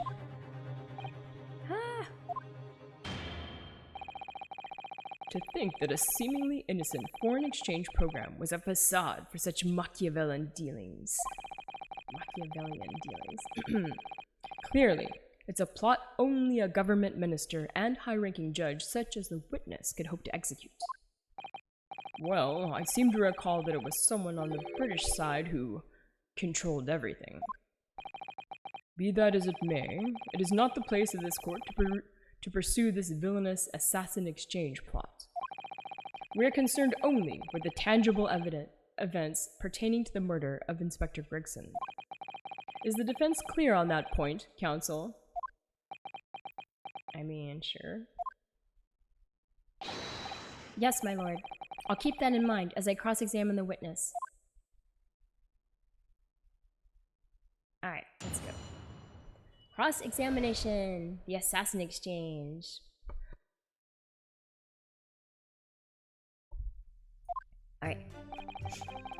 Alright, is it true that he was assigned the assassination mission? Let's press, as we do. Hold it! Gotta get more information out of this guy. A year ago, when Kazuma was still in Japan then. Correct. It was at the examination center for applicants for the study tour that I approached him. I'll never forget it. I remember exactly what you said. You just came out and asked me forthright if I'd considered traveling to Britain on an assassination mission. Surely not. I thought it was a joke at first, of course. But then, it was made clear to me that if I didn't accept, I wouldn't be considered for the study tour. Wait, really? So you agreed to it, just for that? I mean, I know how much you wanted to study in England, but assassination? I know, right? Okay. The Empire of Japan had accepted a proposal from the British Empire at the time, an agreement to send a student from each country to the others to deepen cultural understanding and friendship. But behind the scenes, the chosen students were to be given assassination missions. I had no choice but to accept the proposal that originated from my British counterpart. Why? Why didn't you expose the plot there and then? A unicorn came down. Britain acknowledges no part in these alleged misbegotten dealings. I advise you not to make spurious allegations, Foreign Minister Jigoku. As a witness, I am bound to tell the truth, my lord. Anyway, I picked Asogi and explained the details of the plan to him. Alright. Alright, the target was Inspector Gregson. Hold it! Tell me more. Tell me more. Why Kazuma? Why did you pick him as the assassin? He was the most capable of all the applicants. And in addition, I knew his desire to travel to Britain was very strong. In fact, it was almost more than a desire. It was his whole purpose in life. Yes, as his best friend, I can certainly attest to that. The way he threw himself into his studies, the way he pursued becoming qualified as a lawyer. It was all ultimately for that one single goal of being accepted on a study tour to Britain. And of course, we know the reason behind that. It's Dad! He was determined to find out for himself the truth about his father, Genshin Asogi. There's nothing I wouldn't have done to get here. Be that agreeing to assume the role of an assassin, or betraying people's trust. Well, you certainly did a fine job of betraying me, Asogi. Ooh, snap. But why was Inspector Gregson the target? I have no idea. Those were the orders from Britain. I was in no position to question them. You have no idea? Really? I find that hard to believe. Oh, do you? Judge Jigoku was once a visiting student here in Britain himself, of course. Perhaps he has some connection with Inspector Gregson from that time. The defense really ought to catch up. With what? With the fact that the assassin exchange has absolutely nothing to do with the case under scrutiny here. Does it though? Does it though? Does it? Yes, I've already admitted to recruiting Asogi. However, alright, something happened that meant the young man was unable to carry out his mission. It's not this one. Let's keep pressing. Hold it! Okay. Uh-oh. Yeah! Thank you so much for the blurb, Erlangshin. My god, the fart. Thank you. Wow. I love that the title, Reverse Fart with Reverb. Of course.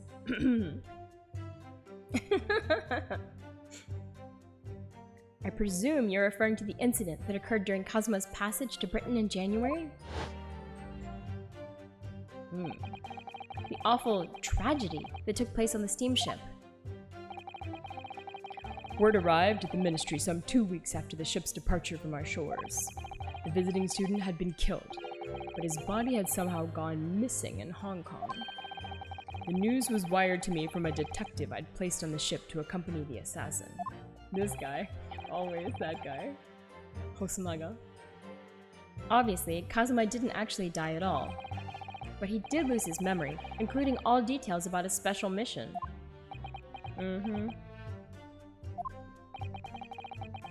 Did you not consider dispatching another assassin at that point? That wasn't possible, simply because that black-clad young student over there had already put himself forward as Asogi's replacement. And there was no way to stop him from reaching Britain. Ah! My hands were completely tied. So, Mr. Sholmes' strategy worked perfectly. He predicted everything that would happen. Oh wait, so it turns out Sholmes is actually smart after all?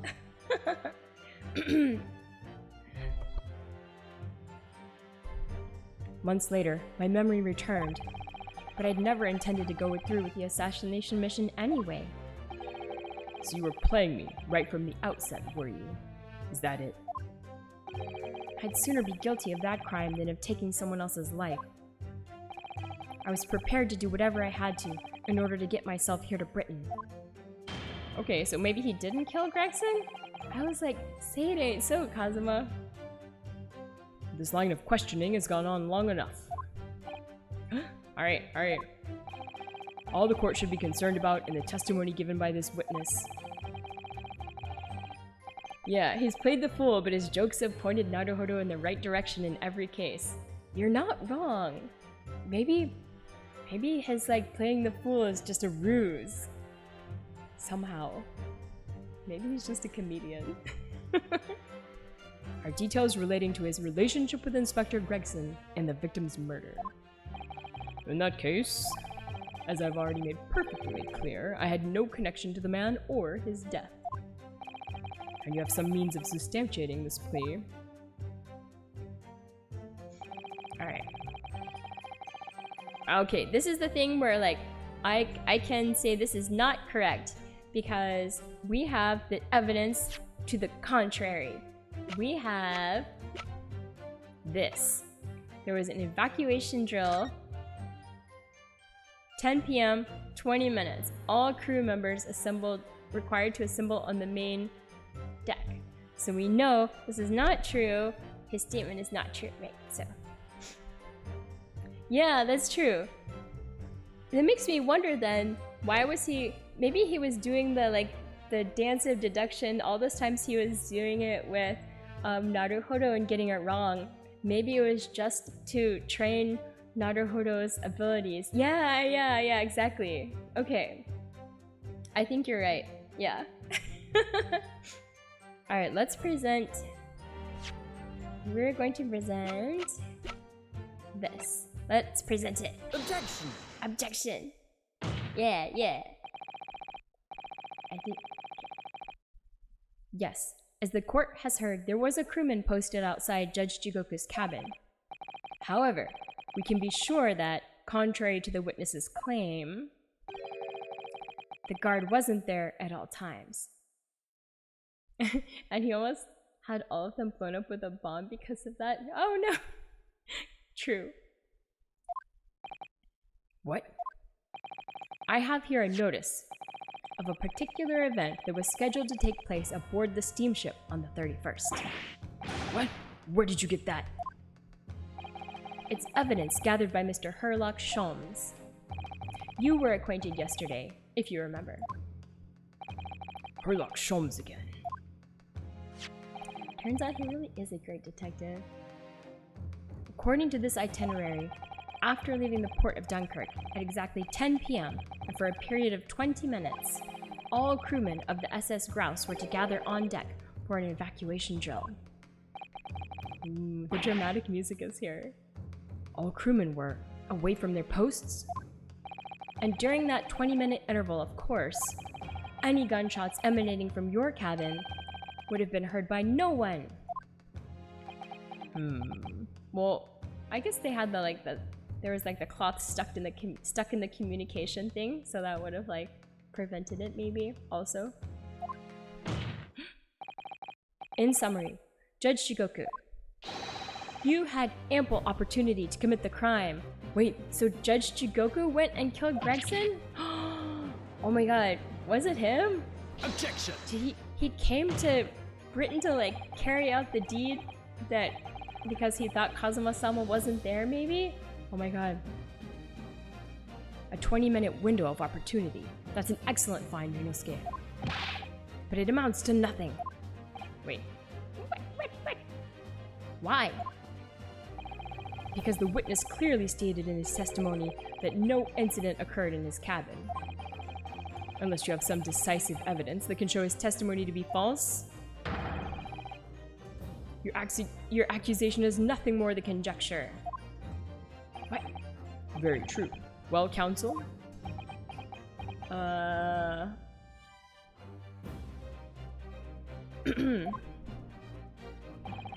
Inspector Gregson was killed in Judge Jigoku's cabin that night. I'm certain of it. Because the defense has evidence to prove it. Yeah, we have the little piece that we found, right? You will present the evidence for the defense at once, counsel.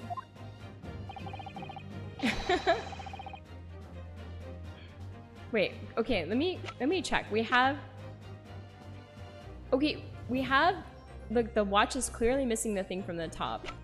But we haven't looked at that yet, so I feel like we have to look at it. We looked at this already, and we know that it's missing... Let's look at this again. We have to, like, I think, probably look at this first for them to, like, link together. Also, yes, why is the judge, like, wearing this? His eyes are wild. What do you think, Mrs. Sato? I feel sure I know exactly what will fit here. Really? I was just thinking precisely the same thing. We're about to see that the little round component is actually part of Inspector Gregson's broken pocket watch. Really? I was just thinking precisely that too. There we go. Alright, yes. There we go. A perfect fit. I knew it. Alright, so we're gonna have to present this, right? Or present the small piece, because that's what we found, right? And we know that was Gregson's. Alright, perhaps you knew it. I'll make a note of this new information at once. Alright, so now we know. Okay, it's been updated. This is good. I figured usually it wants me to do things in a certain order, so... Alright, so we had to actually, like, confirm that it was part of this watch. So we have proof that this was there, so we can present this, and this will prove that Gregson was there.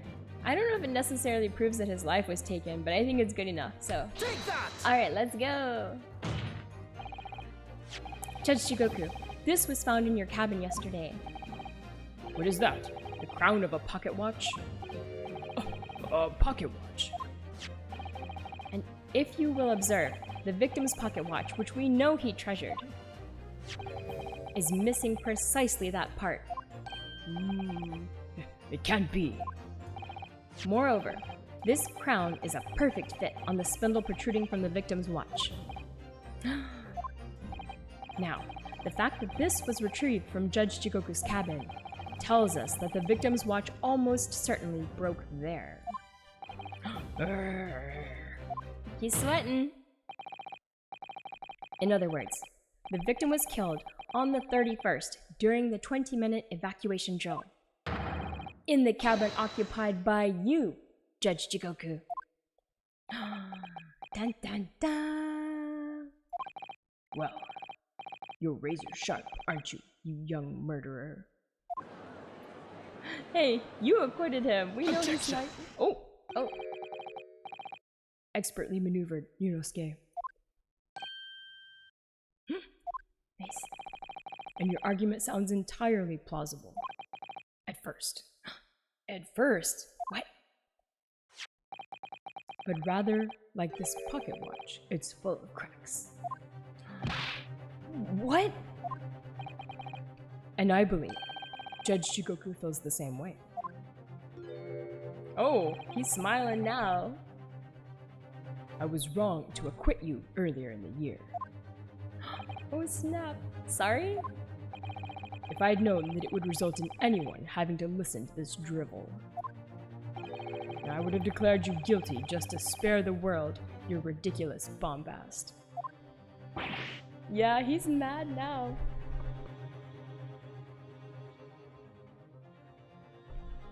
Oh my god. I think it's clear that the witness will have to give further testimony. Oh, further testimony. When you hear what actually happened in my cabin that night, you'll notice the pitfall into which you've stumbled. Unicorns come down. Prior to your renewed testimony, I'd like to clarify one point. The fact that this part of the victim's watch was discovered in your cabin means that you acknowledge he was there, I presume. Yes, I do. Very well then. You may proceed to give your formal testimony about what exactly happened in your cabin aboard the ship on the evening of the 31st of October. It was a rave. Oh my god. That would be amazing.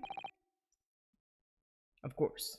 As a man of the law, I have no intention of obstructing justice.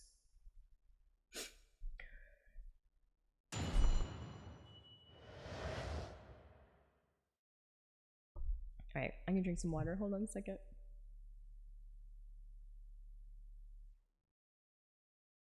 Alright, the events in the cabin. Let's talk about it. I had a guest waiting for me when I returned to my cabin after finishing my evening meal in the dining room. When I walked through the door, a mustachioed Englishman was there, foolishly waving a gun at me. Yeah, no intention of obstructing justice, but gives so much false testimony. I soon took care of him with an Ipponseoi throw, though. He couldn't wait to run away after that. I imagine his watch was broken when I threw him over my shoulder. It has nothing to do with his murder. The inspector was clearly killed, having returned to Britain, because his body was found in London. No, but we know. I think he was in the refrigerator on the ship. Had to have been.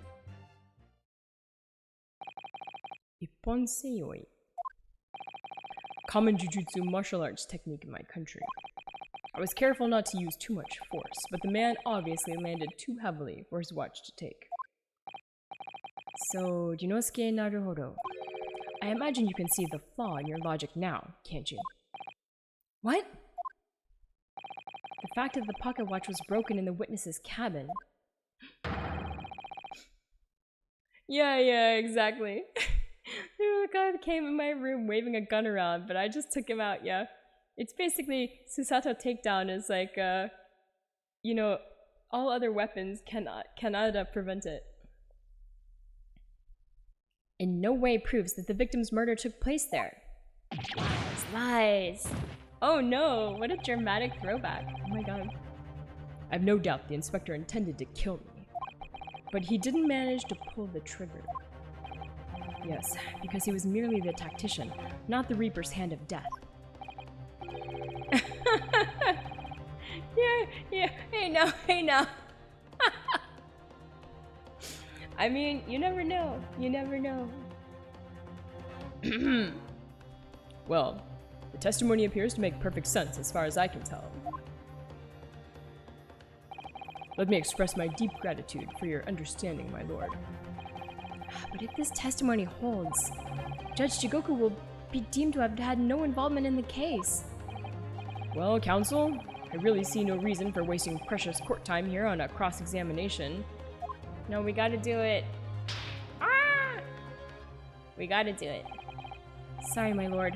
The defense has a right to cross-examine, and I don't intend to squander that. You're an embarrassment to your countrymen, not knowing when you're beaten. In that case, proceed, Mr. Naruhodo. Alright, let's go. Cross-examination. The events in the cabin. Let's talk about it. Basically, I'll just do what I usually do and press on everything. Hold it! Alright, let's talk about it.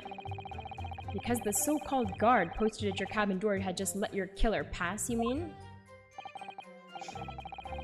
Oh no, you had thought he was a good guy? I always thought his name was weird, but he always seemed fine before this, to be honest. He didn't seem suspicious, but I guess I know how that went.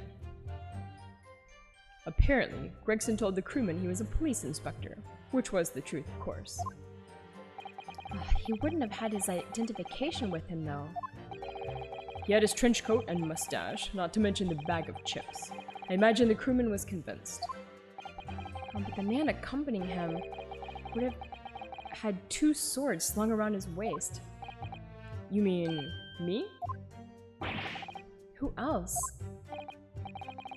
Yes, that's true. Oh, really? Oh, that's true. Everyone is a bad guy. No! It's too IRL. No one's innocent here, except for our darling Naruhodo, and of course Susato, and Iris. Yes, that's true. You would have hoped the sight of a few swords might have set off alarm bells in the guard's head. I forgot about the journalist. That's true. The point is, I left the cabin before its occupant returned, and I immediately disembarked the ship. Certainly, all I can tell you is that only the inspector was waiting for me when I arrived back at my cabin. No, I'm an empire. Wait, no! Well, I don't think... Is Iris a thief? Oh, that's true, she is. Iris stole, like, she stole the autopsy report from from the coroner's office. Oh, you're right. Okay. Maybe only Susato-san is innocent then? And good old Naruhodo? And you entered without any inkling of suspicion? That's right, none whatsoever. Okay. Alright, when I walked through the door, a mustachioed Englishman was there, waving a gun at me. Alright, let's talk about it. Ugh. And Sherlock? But I feel like Sherlock has gotten into some trouble in the past. And he said he was always like he's spying on the international communications. So he's basically admitted to being like somewhat of a criminal as well. Obviously, you're talking about Inspector Gregson? Yes, though at the time I didn't know the man's name. And there was no time for introductions. I value my life over manners. By which you mean that the inspector was there to assassinate you, I suppose? We are all shades of grey. It's true. That was certainly the impression given by the gun pointing in my direction. But I've never seen the muzzle of a revolver shake about so much in all my life. Anyone would think the man had never shot somebody before. I don't think he had. Yeah, believe it or not, most of us haven't. That's true, that's true. Susato broke the law by like, oh, yeah, she like went in she got in that like costume and dressed as a boy and like posed as a lawyer. Oh man. Oh, so it's only Naruhodo that's a good guy? Oh no. It's okay. Anyway, there was no time to call for the help of the crewman at the door, so I dealt with the man myself. Oh, he did stow away on a trip on the ship. That's right. Okay, we're all bad. Just different degrees. I forgot. Oh, yeah. Yeah. Oh, that's true. That's true. Just because we don't always follow the law doesn't mean that we're not good, right? Right? Maybe. Alright, I took care of him with the Ippon Seiyoi throw. He couldn't wait to run away after that. Alright, let's talk about it. Even though the man had a gun? That was a very brave move, wasn't it? My Ippon Seiyoi is faster than a bullet, I can assure you. But surely all that commotion caused the crewman to come in, didn't it? Yes, of course. He burst in immediately, without knocking. The inspector hurled himself at the stocky fellow, and just managed to slip past him to make his escape. The outstanding guard does it again. Luckily, there aren't many situations I can't get out of using a quick Ippon Seiyoi throw. Okay then. Alright. Imagine his watch was broken when I threw him over my shoulder. Nothing to do with his murder. Is that true though? The crown snapped off, and the glass covering the face of the watch was cracked. Preferable to the man's head being pulled off or his spine cracking, wouldn't you say? Not that the man was spared for long. A bullet to the chest soon saw to that. But the point is, the broken pocket watch doesn't prove that a murder took place. Absolutely not. All the watch proves is the power of my jujutsu throw. Ha ha ha. Whatever you say, it doesn't quite ring true that no shot was fired in that cabin. Yeah, there's the bullet hole in the wall that was like covered up, right? Yeah, because there was an obvious bullet hole in the wall. Ha ha ha ha ha ha. What are you talking about? This guy, yeah, he's into the, he keeps referencing it. That's what the star of your lowbrow detective stories told you, is it? Well, I don't care for such fiction. Haven't you worked it out yet, you little stripling? No murder took place in my cabin. Wait, okay, did it take place somewhere else then? Huh?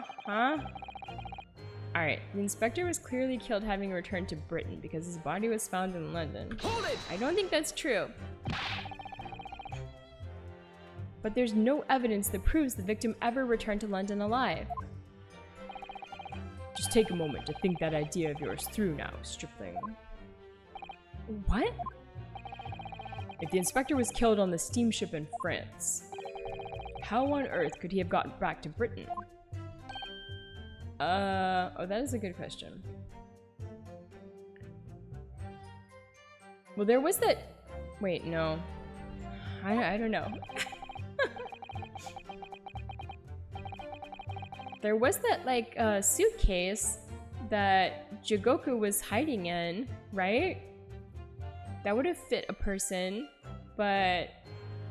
that's all I can think of. Alright, we'll see. When people die, their bodies remain at that same spot. It's a devil of a thing. I mean, not always.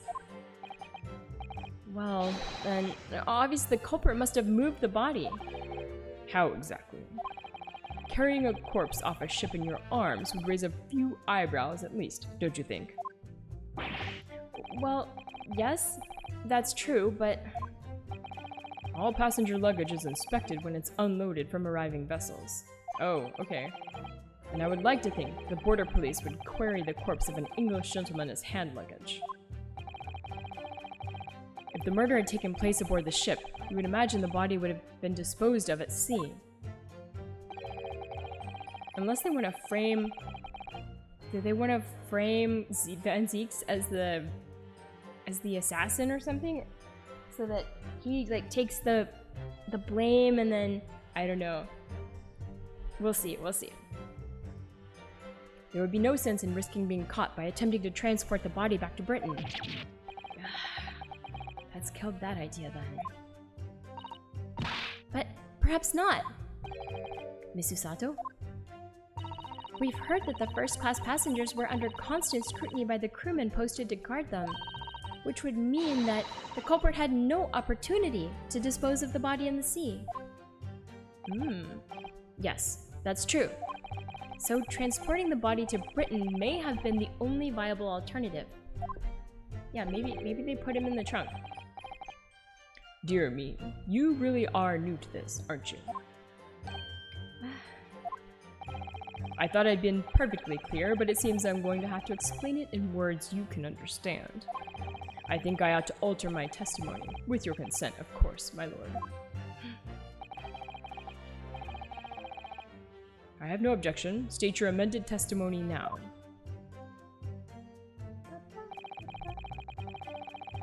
There's no possible way I could have transported the victim's corpse back to Britain. Alright. Hold it! Talk about it one more time. I know, he has so many testimonies. Huh, there's an idea. Think about it, stripling. All passengers and crew disembarked at the same time and all passed through the same checks at the border. The symposium guests were then driven straight to the hotel in carriages organized by the ministry. And we met you as soon as you arrived at the hotel. Oh yeah, they all like took that picture together, right? Is that gonna be part of the evidence? Should we look at it? Alright, we'll look at it in a second. So you did. That's right, because they all like... They met him and Mikotoba. Yeah, all arranged at high levels. It's a great government conspiracy. Well then, remind me, did I have a corpse over my shoulder at the time? Yeah, well they did, because like, remember Giselle Brett was being deported, right? Instead of like being convicted, and then she got killed before she could leave.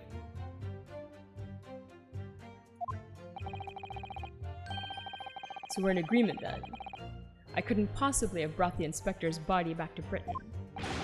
Unless, of course, they've developed some clever device these days to instantly move things from A to B. Funny you should say that. Professor Hairbrain's invention didn't actually work, if you remember, Mr. Naruhodo. Yes, of course. The defense has become unusually quiet, I notice. Yes, because there's really nothing more to say. So that's his story. Well, I suppose if you think about it, whenever you drop a teacup in the office and it breaks, we don't say, Mr. Naruhodo must have been murdered there, do we? Is that a veiled threat about what might happen to me if I break another one? And the fact is that Inspector Gregson's body was found in the little room on Fresno Street. If he really was killed in Judge Jigoku's cabin, The body would have had to have been moved somehow, obviously. Transporting a dead body over a country border. That would be impossible for the majority of people. So there must have been some special circumstances that made it possible for the culprit then. That could be a vital realization, I think, Mr. Naruhodo. Alright. So I want to go back and look at the evidence. I'm not going to present anything here yet, but I want to see what we have. Not here. Not this. We've got... No. Not this. Not the autopsy report. Not this. Not the notice board. I think we've used all these ones before. This one. This one. Oh! Oh snap! Look at what's in this picture. Right here. This is a suspicious trunk that is in the picture with them.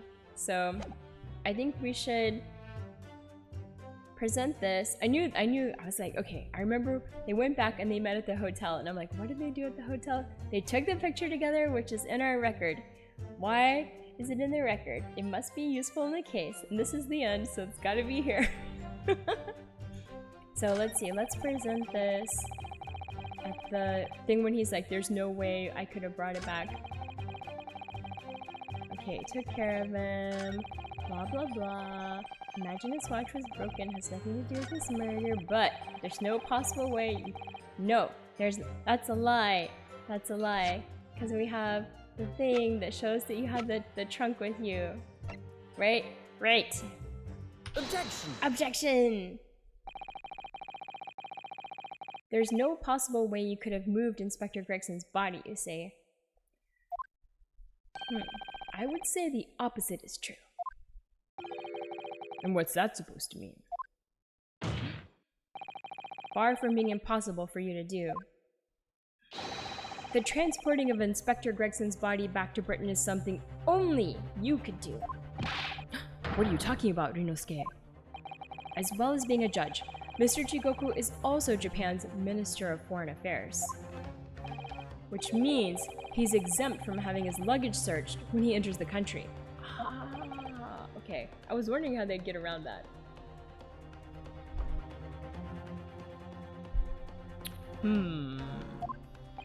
We learned that when we first met you upon your arrival in London. Oh really? Did I miss that part? Maybe.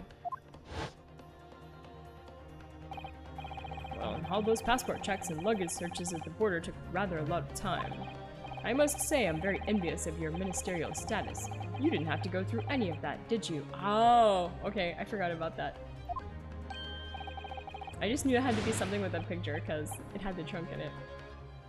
Ah, I knew you were jealous. There we go. And also, like, there's not much left in the case, so I had to use the evidence somehow. I presume you recall this, Judge Jigoku. It's a photograph we took in the foyer of the hotel to mark the occasion. As the court will note, you have with you your large travel trunk. Large enough, in fact, to have a corpse inside. Mr. Naruhodo, surely you're not suggesting... Oh, the picture of your 5 favorite... Oh my god! No! So sad. I'm afraid I am. Yes. 3 days ago, when we were chatting innocently with the new arrivals from Japan in the hotel, the body of Inspector Gregson was just meters away from us, inside Judge Jigoku's trunk. Ooh. Horror. The horror. My god. Order! Order! Order in the court! I'm skeptical, counsel, that a grown man's body could fit inside even the largest travel trunk. It could. Yeah, we just saw Judge Jigoku in it. Because I happen to know that the witness himself, a man of considerable size, fits inside his trunk. And verifying that would be extremely simple, wouldn't it, Judge Jigoku? Oh, no! But inside his trunk, how horrifying! And after we'd spoken with you at the Great Waterloo Hotel, You had the opportunity to visit the apparent scene on Fresno Street. He brought Gregson's body with him, right? Taking your trunk with you in a cab to deposit the inspector's body. I don't have to listen to this nonsense. Woo! Hold on.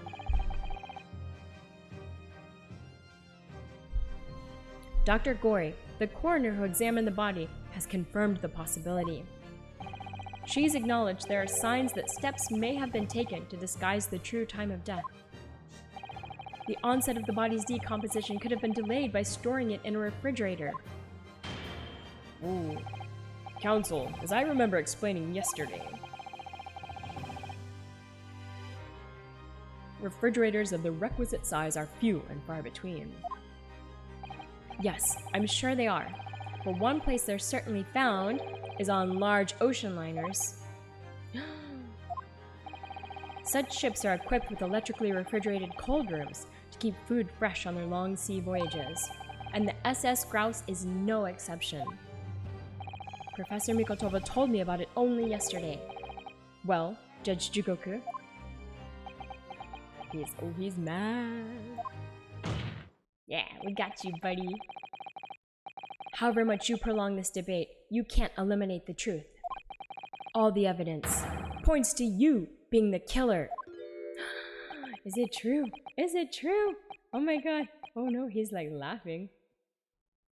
Ha ha ha ha ha ha ha. Oh no. Okay. Well, this is all very heartening. Yes? Is it though? Is it? I can see that it was a wise move letting Asogi and you embark on this study tour.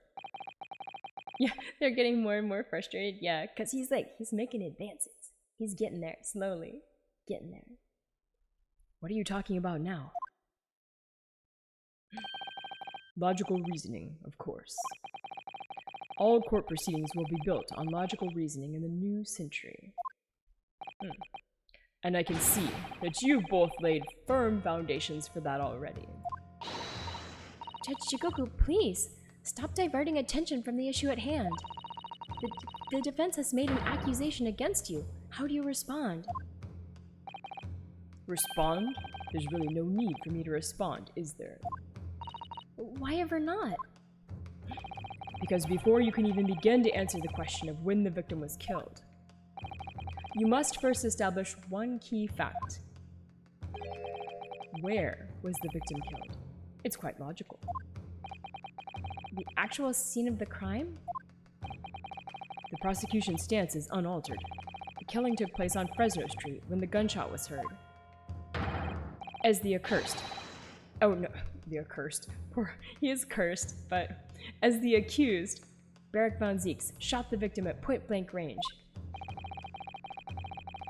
Since no tangible evidence exists to disprove the prosecution's claim at this time, the defense's deductions amount to little more than an elaborate fairy tale.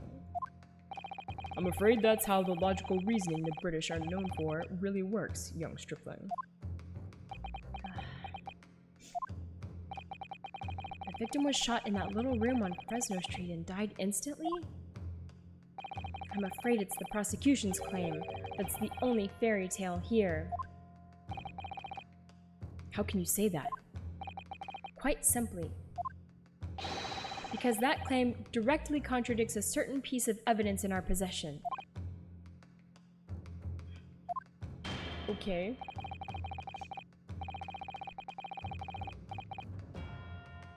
Very tantalizing, counsel. I think you had better explain yourself to the court, don't you?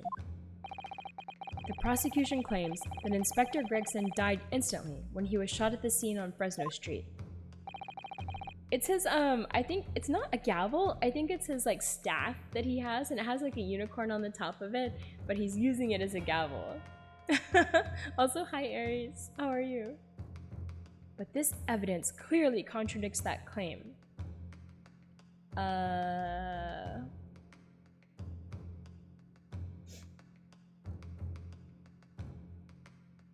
Wait. What?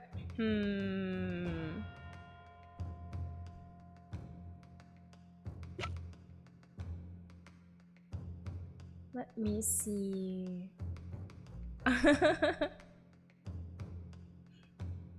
You prefer palm gavels? You have a nice one. What? Really? What do we have? We have the identification, the photograph, Sugi peppers, the trunk, the passport. No, none of this stuff. Something that proves he wasn't killed on Fresno Street. Not this. The revolver? No. The policeman? We already used this one.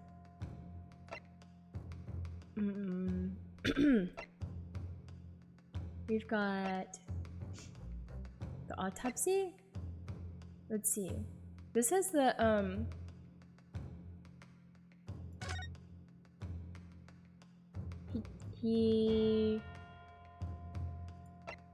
yeah, this one says that he died instantly. Scorch marks at point of entry. Okay. And then we've got the photograph of him. He's like really, he's crouched up like he was in a trunk. So do you think it could be this one? But I don't know why that's like evidence that he was killed there or somewhere else.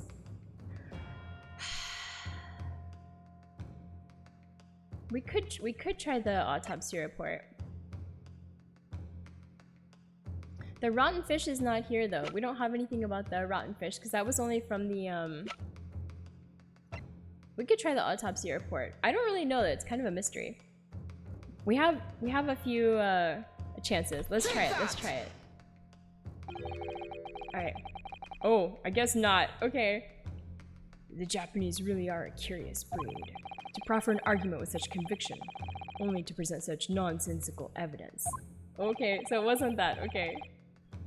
Perhaps my Japanese friend's inexplicable thinking is why people talk of the mystique of the East. Oh snap, but come on, don't put yourself down. My god. In case you hadn't noticed, I'm not the only Japanese around here. Do you even have a mirror? Yeah, exactly. Alright. The court is not interested in the mystique of anything. You will be penalized accordingly. Yep.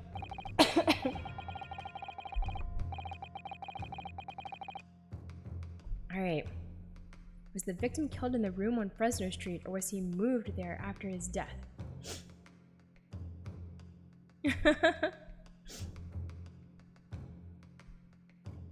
Oh, you were a parliamentarian for several years. Oh, okay, cool. Yeah, I'll check it. I know. This one's confusing though, because I don't feel like... I don't feel like it shows... The only other thing we have about the death specifically is the picture, right? Alright, are you gonna try again? Or can't you hold your hand steady enough to point it out? You rewatch the streams? Really? Wow. The prosecution claims that Inspector Gregson died instantly when he was shot at the scene on Fresno Street. But this evidence clearly contradicts that claim. Alright. Maybe this is it, because if he would have died instantly, he wouldn't be tightly curled up, right? Take that! So it has to be this one, I guess. A photograph of the victim in the very location you claim he wasn't killed? I don't know about that. Yes. But the point is the posture of the body itself. Ah, okay. So that is good enough? He couldn't like die and like crumple to the ground? Maybe not. Personally, I don't feel like... Yeah, entertaining for all. I hope so. I hope so. If Inspector Gregson had been shot there in that room, it's out of the question that his body would have been curled up in a ball like that. Oh, objection. Alright, this must be the right one since, like, evidently, we're going forward. I'm sorry to disappoint you, but your logic is flawed. He could easily have adopted that fetal position due to the pain of the shot, which subsequently proved fatal. Objection! Ah, alright. I'm sorry to disappoint you, Judge Jigoku, but it's your logic that is flawed. Mensa Anonymous? Oh my goodness. What? According to this autopsy report, the victim died instantly.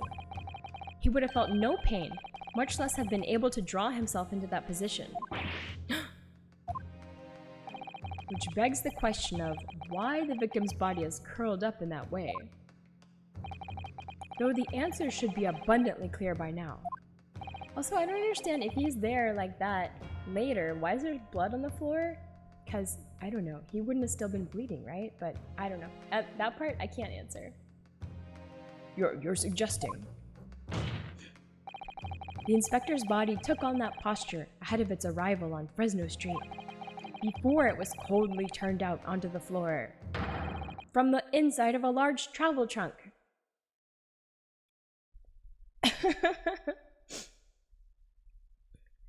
Actually, if you look at this updated autopsy report, he died almost instantly. Okay. Oh no, let's not.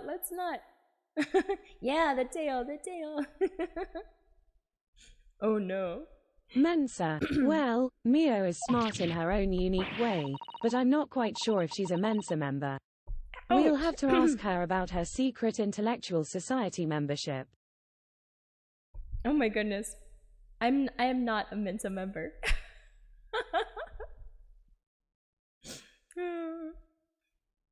That's the honest truth. You're quite right. This shape of the body. It looks exactly as if it had been kept in a confined space. Yeah, the Neo Illuminati. I like that.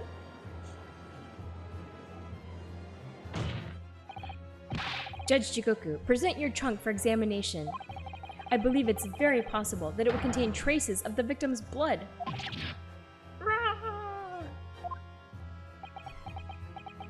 Uh-oh, we got you now, buddy. He's sweating. Present my trunk. I refuse. That's true. They are very not secret. What? On what grounds? And? I'm the Minister of Foreign Affairs from the Empire of Japan. I shouldn't have to put up with this treatment just because of some stripling's baseless accusations. In other words, Judge Jigoku, there is blood in your trunk. Yeah, is he gonna... He might. He's getting angry. I decline to answer that. As the Minister of Foreign Affairs, I have privileges that allow... Oh no. At this moment, you're not a government minister. You are a witness in a trial in Britain's highest court. I don't care who you are, or what your status outside this courtroom might be. You will not withhold information. That's right, he got in trouble for breaking it, right? That's why he got kicked out of Japan, or kicked out of Britain before. Nothing is more important than the truth. Uh-oh, drama. Order in the court. Well, Mr. Jigoku, what's it to be? Woo! Alright. You can't be serious. You did it? I know. Oh, he's got conviction, man. Have you no shame at all, Kazuma Asogi? What? Yes? Very well. I admit it. I did bring the inspector's body into the country. Inside my trunk, exactly as postulated by the defense. What? You... Dear God, outrageous! So it was you. Oh! No, I admit to nothing more than what I've said. Of killing the man, I certainly have no recollection. Ooh, okay. What on earth is that cryptic statement supposed to mean? I merely disposed of the inspector's body, which was left in my cabin, in order to avoid unwanted attention. As the judicial assistant over there pointed out, I had no chance to throw it into the ocean. Okay, okay. So, I decided my only option was to bring it into Britain with me and dispose of it somewhere else. You can't still deny it. If you didn't do it, then who on earth did kill the man? As you know, there was one other person in my cabin that night. He had the opportunity. Oh my god. And moreover, he'd already accepted a mission to take the inspector's life. Oh. That's right. Who else could it have been? It was you, Kazuma Asogi. Oh no. You. Oh my god. What's going on? What's going on? Why is it so crazy? It's so crazy. I never thought you'd stoop to this, Seishiro Jigoku. You've taken the words straight out of my mouth. Prosecutor Kazuma Asogi. You thought by leaving the body in my cabin, you could pin the crime on me, did you? Well, the prosecution counsel has already admitted to visiting the witness's cabin on the night in question. Yes, on an assassination mission, no less. Yeah, pound the table and pound. It's like a competition. We just need Van Zieks with his like boot, because he's gotta like bring the boot up on the counter as well, right? You wouldn't. Oh, more. I should have kept a record of that for this guy, but it's too late. There's been too many. I can't do what I did with the wine glass breaking. That was fun. So, what do you make of that, young stripling? You've heard my testimony now, and that's all I have to say on the matter. I'll admit to nothing more. Conflicts of interest, just a little. Oh my god.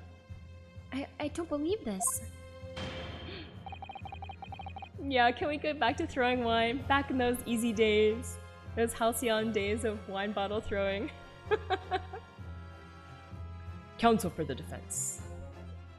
Yeah. We need to get this guy involved. He's the last one.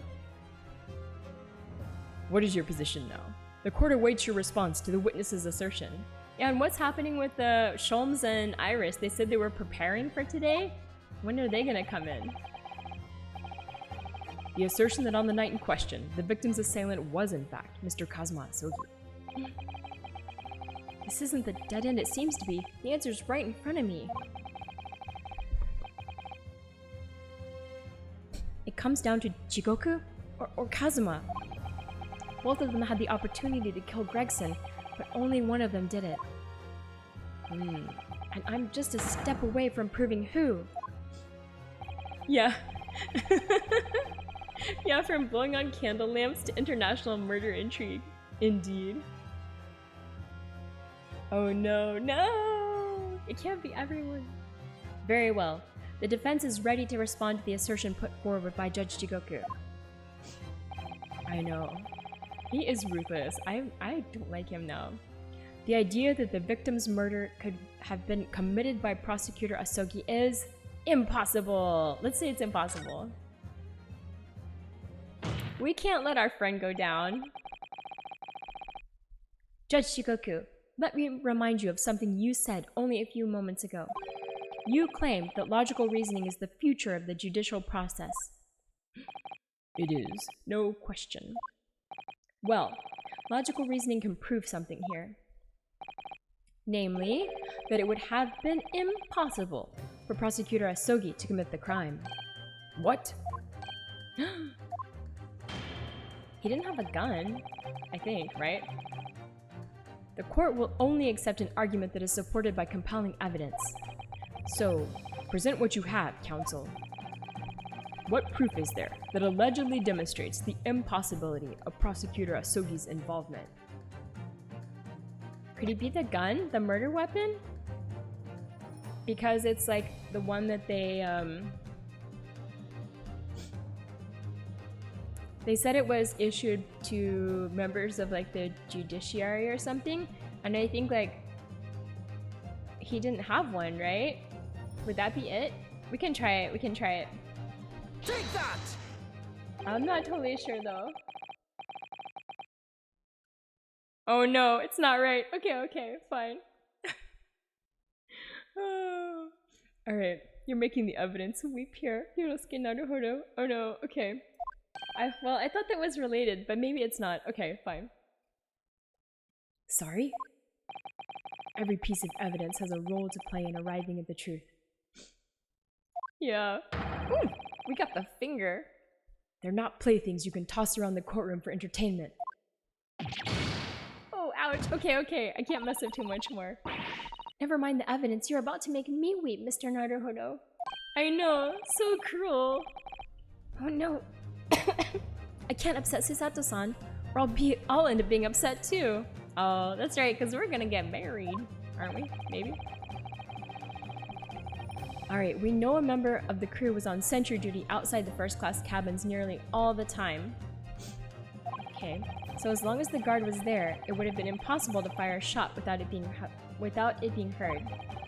And that very much narrows down when the crime could have been committed. Okay, so I think if they're talking about the time again, then we have to present the evacuation drill thing, right? Present what you have, counsel. What proof is there? Alright, that allegedly demonstrates the impossibility of Prosecutor Asogi's involvement. Alright, it's gotta be this thing then. Take that!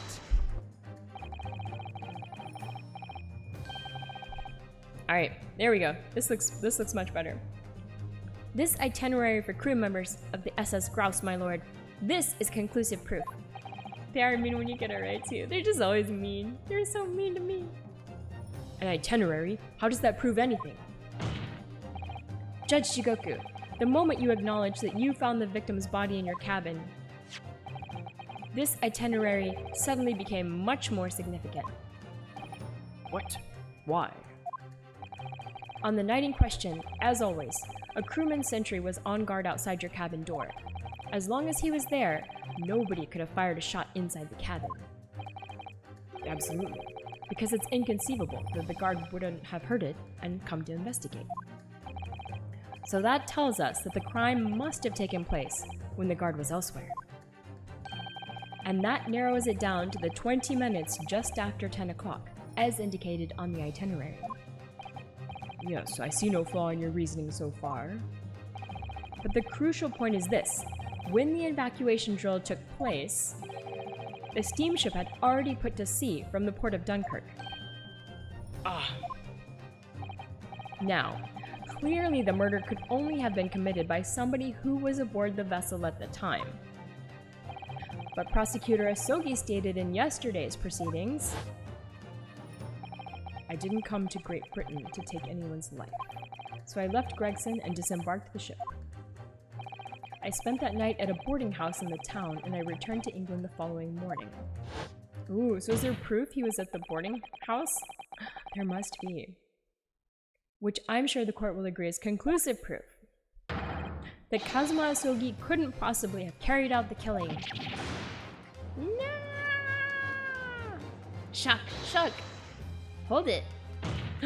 Oh, no, absolutely not. I don't accept that at all. What do you mean? The boy's just saying that to exonerate himself. We can't trust that he really disembarked the vessel. Obviously, after he left my cabin, he hid himself somewhere nearby on the ship. Just waiting for his chance to... Oh no. No, that's out of the question.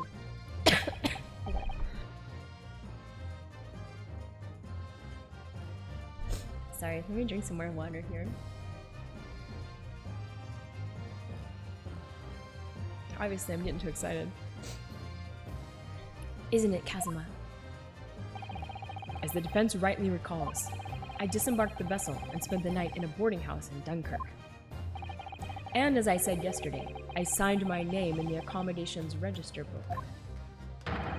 All extremely easy to verify and undeniable proof. No!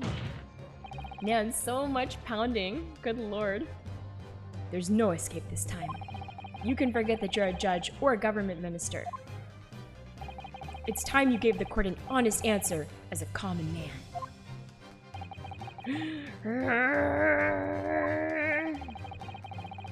You killed Inspector Tobias Gregson and transported his corpse back to Britain. Then, you dumped the body in the room on Fresno Street and made it look as if the murder had happened there. That's what really happened, isn't it? Seishiro Jigoku. It was that damn trial 10 years ago. That's when this all began. Oh no. Looking back now, my fate was decided that day. I was doomed already. Oh my god, no! Whoa! Wow. What? That was so crazy. It's over. My life is over. Wow, he like destroyed the whole dock there. Crazy. Yeah. Okay. A British assassin to eliminate a professor in Japan. A Japanese assassin to eliminate a detective in Britain. Yeah, just all the pieces just flew away. Both assassins will use diplomatic immunity to evade conviction and return safely to their homelands. The assassin exchange requested arrival from Britain about 1 year ago. Oh. Though it was hardly a request, it was a demand. And for that, you decided to recruit Mr. Asogi. Snuffle, snuffle. But things didn't go according to plan. Your chosen assassin never made it to Britain. And you found yourself unable to dispatch a replacement. Because I was already on my way to Britain at that time, in Kazuma's place. And that left me with only one option for carrying out my obligation. To eliminate the mark myself, personally. Of course, there was but a single opportunity for me to do that. The International Forensic Science Symposium, I presume? That's right. I decided it would be safest to carry out the plan before my arrival in Britain. So I enlisted the help of my British counterpart and made arrangements for a pretext that would take the inspector to Dunkirk. Okay. To lure the man in, he was given a sham mission by the Reaper. What? Wait, so the Reaper was in on it? What? But there's only one person who could have done that. The mastermind of the entire operation. The Reaper himself. So, that means that the assassin exchange was... It was all planned by the Reaper. We still haven't found out who the Reaper is, though. I'm not at liberty to say anything about my British counterpart. Anyway, the inspector accepted the Reaper's mission and dutifully infiltrated my cabin on the steamship. But it was all a trap, designed to lead him to France and his own death. Oh, how awful. It was past 9 o'clock when I returned to my cabin from the dining hall that evening. I didn't give him time to attack me. I choked him until he lost consciousness. Wait, I thought you shot him. But there was a guard just outside the door, so I left it at that for the time being. Even the slightest noise might have aroused suspicion, so I bided my time, waiting.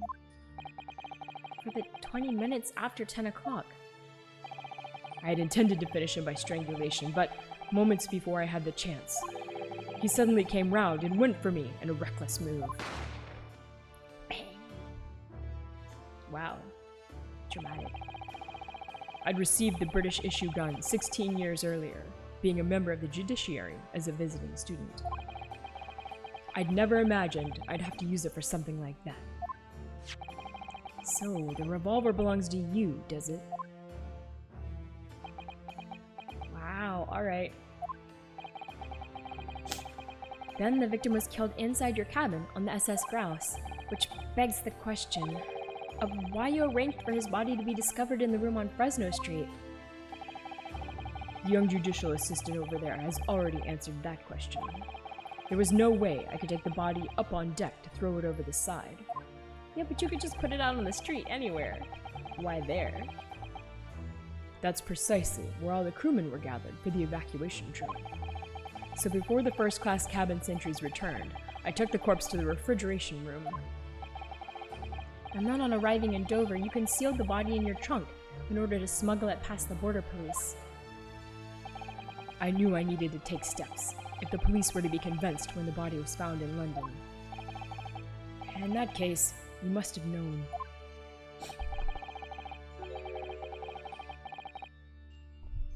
You must have had intimate details of Inspector Gregson's intended schedule. Yes. My British counterpart sent me everything I needed to know. The inspector was due at Fresno Street at 5 o'clock that afternoon, in order to meet a man by the name of Hugh Boone, from whom he would take back his police identification. I decided that man would be the perfect person to set up as the culprit. So I took a hackney carriage over there, with the body still in my trunk. That must have been just after we took this photograph with you at the hotel then. Ooh.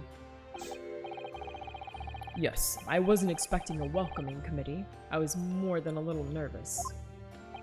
He didn't look that nervous in the photo, though.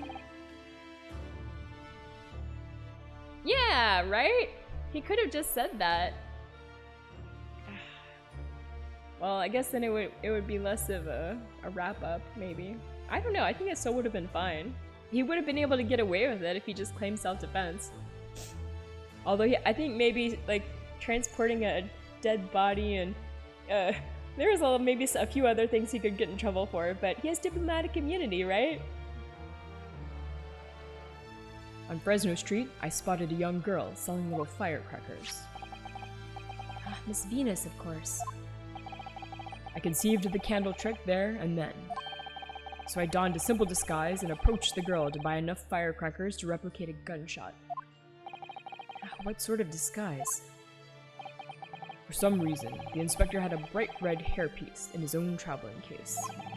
So I put that on, although I suspect I drew more attention to myself than I would have otherwise. The hairpiece we found at the scene. The inspector had it ready for the Red-Headed League investigation. I only arrived at the room at around 4:45, so I quickly placed the body on the floor, moved the notice board, and set up my little candle trick. Yeah, better than contracted murder, right? Exactly, right? I guess he's just ready to go down, though. I arranged it so that the firecrackers would go off with a bang around 15 minutes later.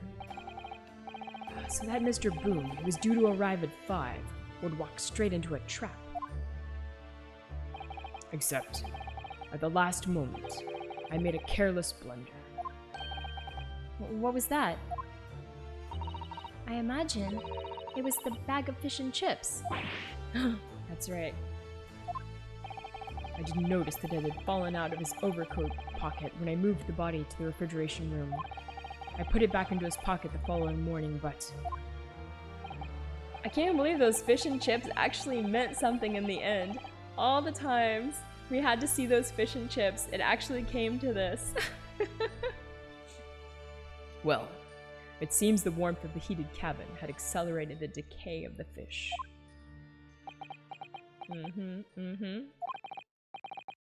Anyway, that's everything. All the sordid details of what I did. Shocking, shocking, shocking. Okay.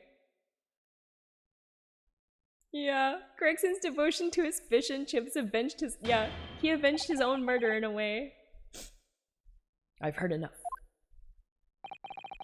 We've arrived at the truth about the murder of one of the country's most capable and respected police inspectors. The witness will be tried in the coming days. For a crime of such a vile nature, you can expect the most severe penalty. Oh no. Everyone's just disappointed. An exchange of assassins. What a foolhardy idea. Mr. Jigoku, one last detail. Who was your counterpart in Britain? Who was the mastermind behind the assassin exchange? Uh-oh. Uh-oh.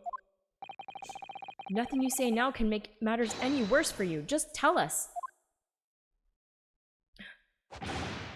Enough!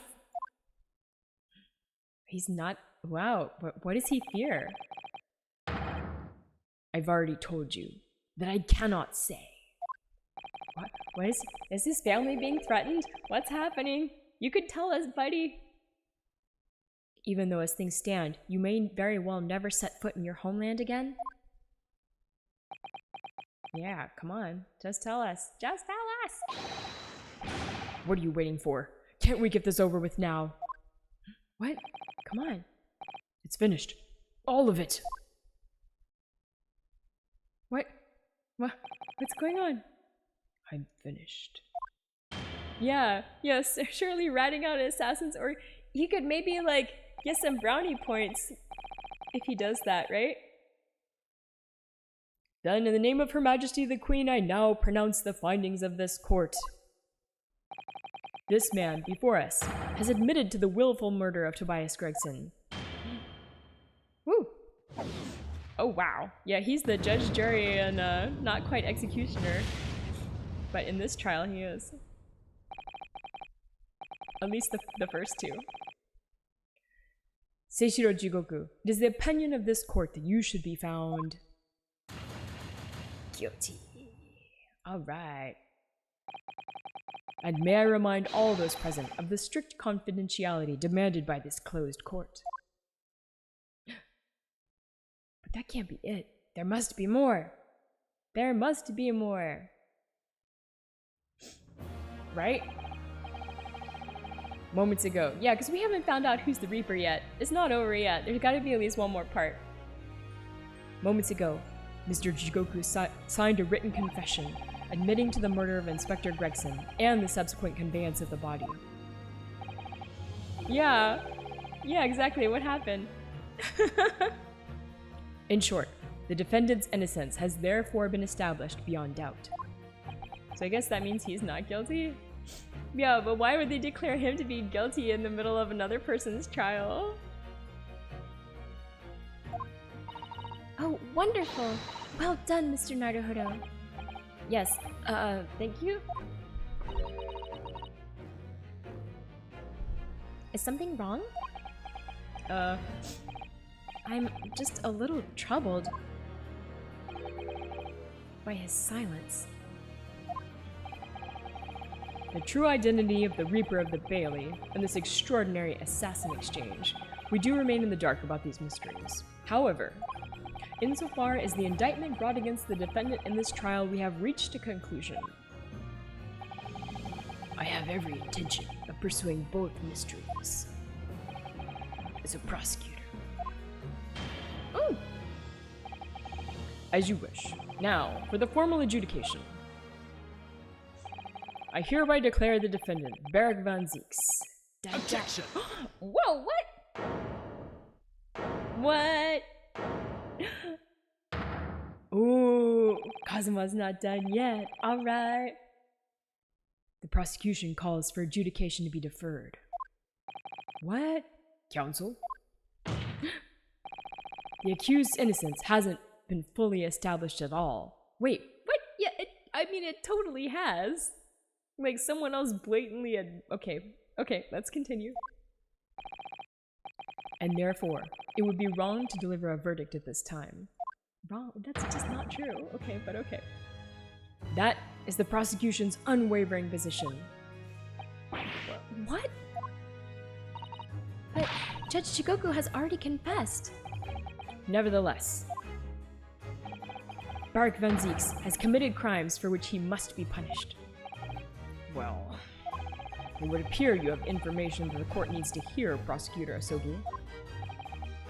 Certainly, the murder of Inspector Gregson was actually carried out by Seishiro Jigoku.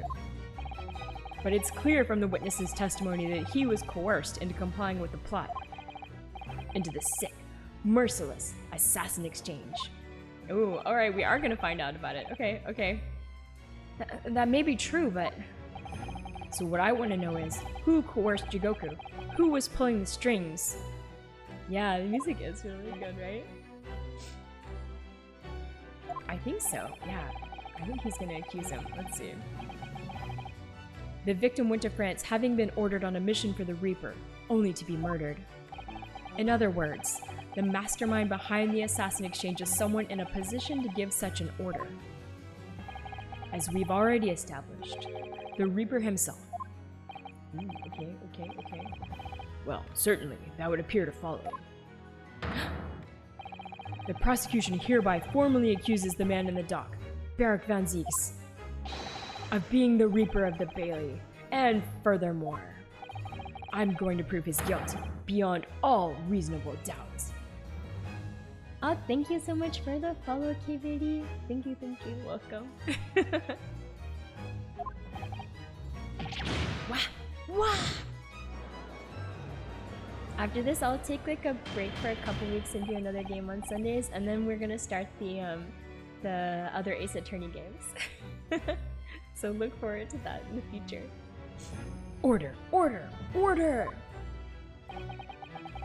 The Reaper of the Bailey is a long-standing mystery council. Are you suggesting you have some new information with which to build a case? Scotland Yard has already investigated Lord Van Zieks very thoroughly in that regard, and they found no evidence whatsoever to substantiate the claim that he is the Reaper. Perhaps, but circumstances have now changed. What do you mean? It's already been established that the assassin exchange was negotiated with Jigoku by the Reaper himself. Yeah, this is like a whole other it's like a whole other trial is happening now. They're just like going on. They're like, wait, okay, we're done, but like not really. Part 2, next chapter. Like, wait, what? No, this is not how trials work, but okay. Yeah. Alright. It's already been established that the assassin exchange was negotiated with Jigoku by the Reaper himself. Okay. Which means we now have a new line of questioning by which to identify definitively the man's identity. Do we? That is the prosecution's intention here. Okay. I must say, I'm surprised by quite how tenaciously you appear to want to besmirch my name. Yeah. Well, it's all about your dad somehow, right? Are we gonna figure that out? You are guilty of an unforgivable crime, Lord Van Zieks. And I will bring you to justice for it. Whatever it takes. Woo! He's like, That explains Kazuma's silence before. he'll stop at nothing to finish what Lord Van Zieks unwittingly started 10 years ago. Alright, what's going on? Very well. Whilst it's extremely irregular, I will, on this occasion, grant the prosecution further opportunity for witness testimony. Okay. The defendant will disclose any and all involvement he has had with the Reaper and the assassin exchange. Man, his eyes are crazy, that guy. Good lord. I thank you, my lord, for guiding the court so wisely. I hereby declare this court to be in session for a supplementary hearing. Alright, so, supplementary hearing. Oh my goodness.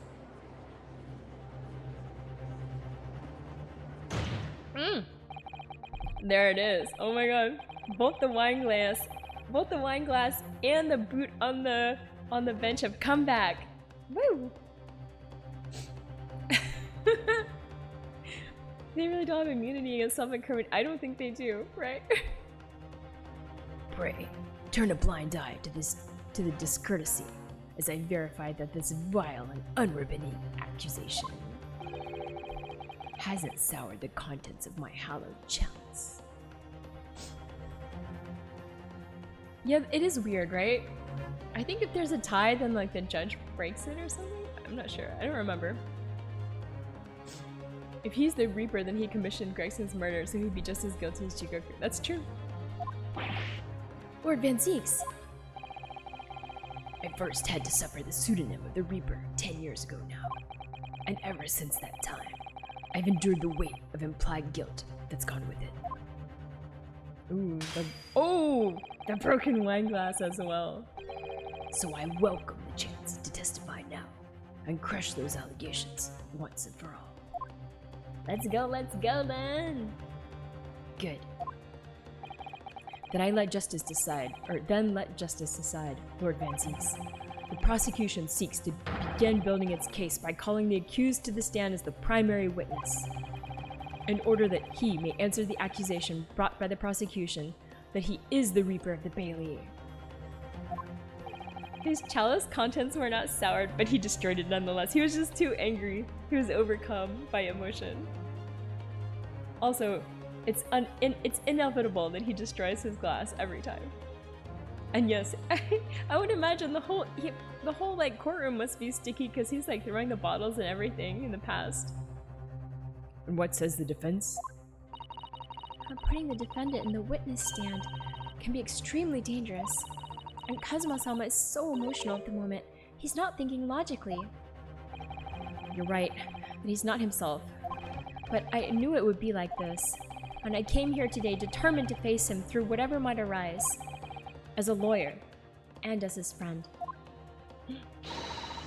He doesn't taste the wine by drinking it. He just smashes it and it just gets like raindrops of wine and like slivers of broken glass for extra flavor. Then that's what we must do. Alright, let's go. The defense has no objection, my lord. Alright, let's go.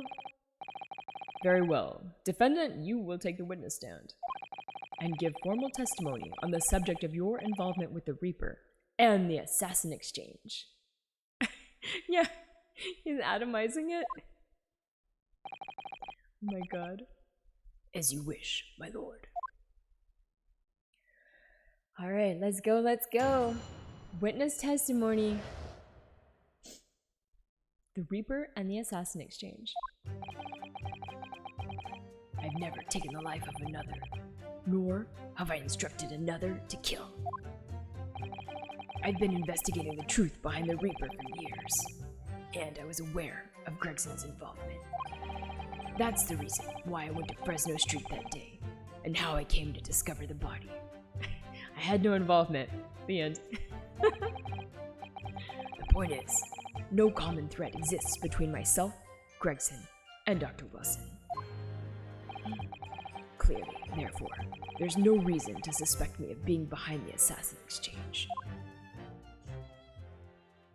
Alright, let's see. So you deny all accusations by the prosecution, both that you are the Reaper of the Bailey, and that you masterminded the assassin exchange. I acknowledge that the public at large believe me to be the Reaper. However, that's a fallacy, which I alone am in a position to forswear. Naturally, the prosecution believes the testimony just given by the accused to be untrue. Ryunosuke Naruhodo. Yes?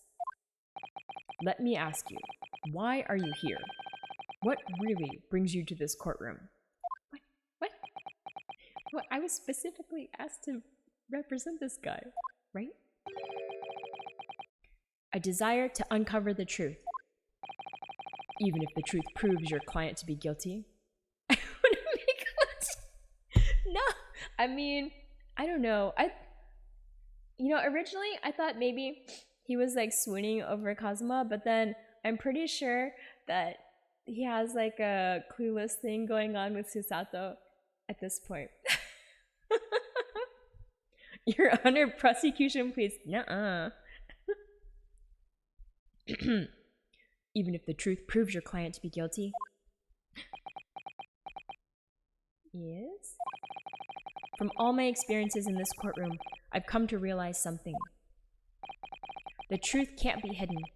Sooner or later, it will come out. Okay. So it's always my intention to work with my client in pursuit of the truth. I want you to remember what you just said. Enough dilatory chatter. Counsel for the defense, proceed to cross-examine the witness. Yes, my lord. Wait, I have to cross-examine my own witness? I mean, I guess I can, right? Sure, okay. I know exactly what you're thinking, Kazuma. I know you're just waiting to point it out. What? The contradiction you're convinced lies somewhere within this man's testimony. Okay.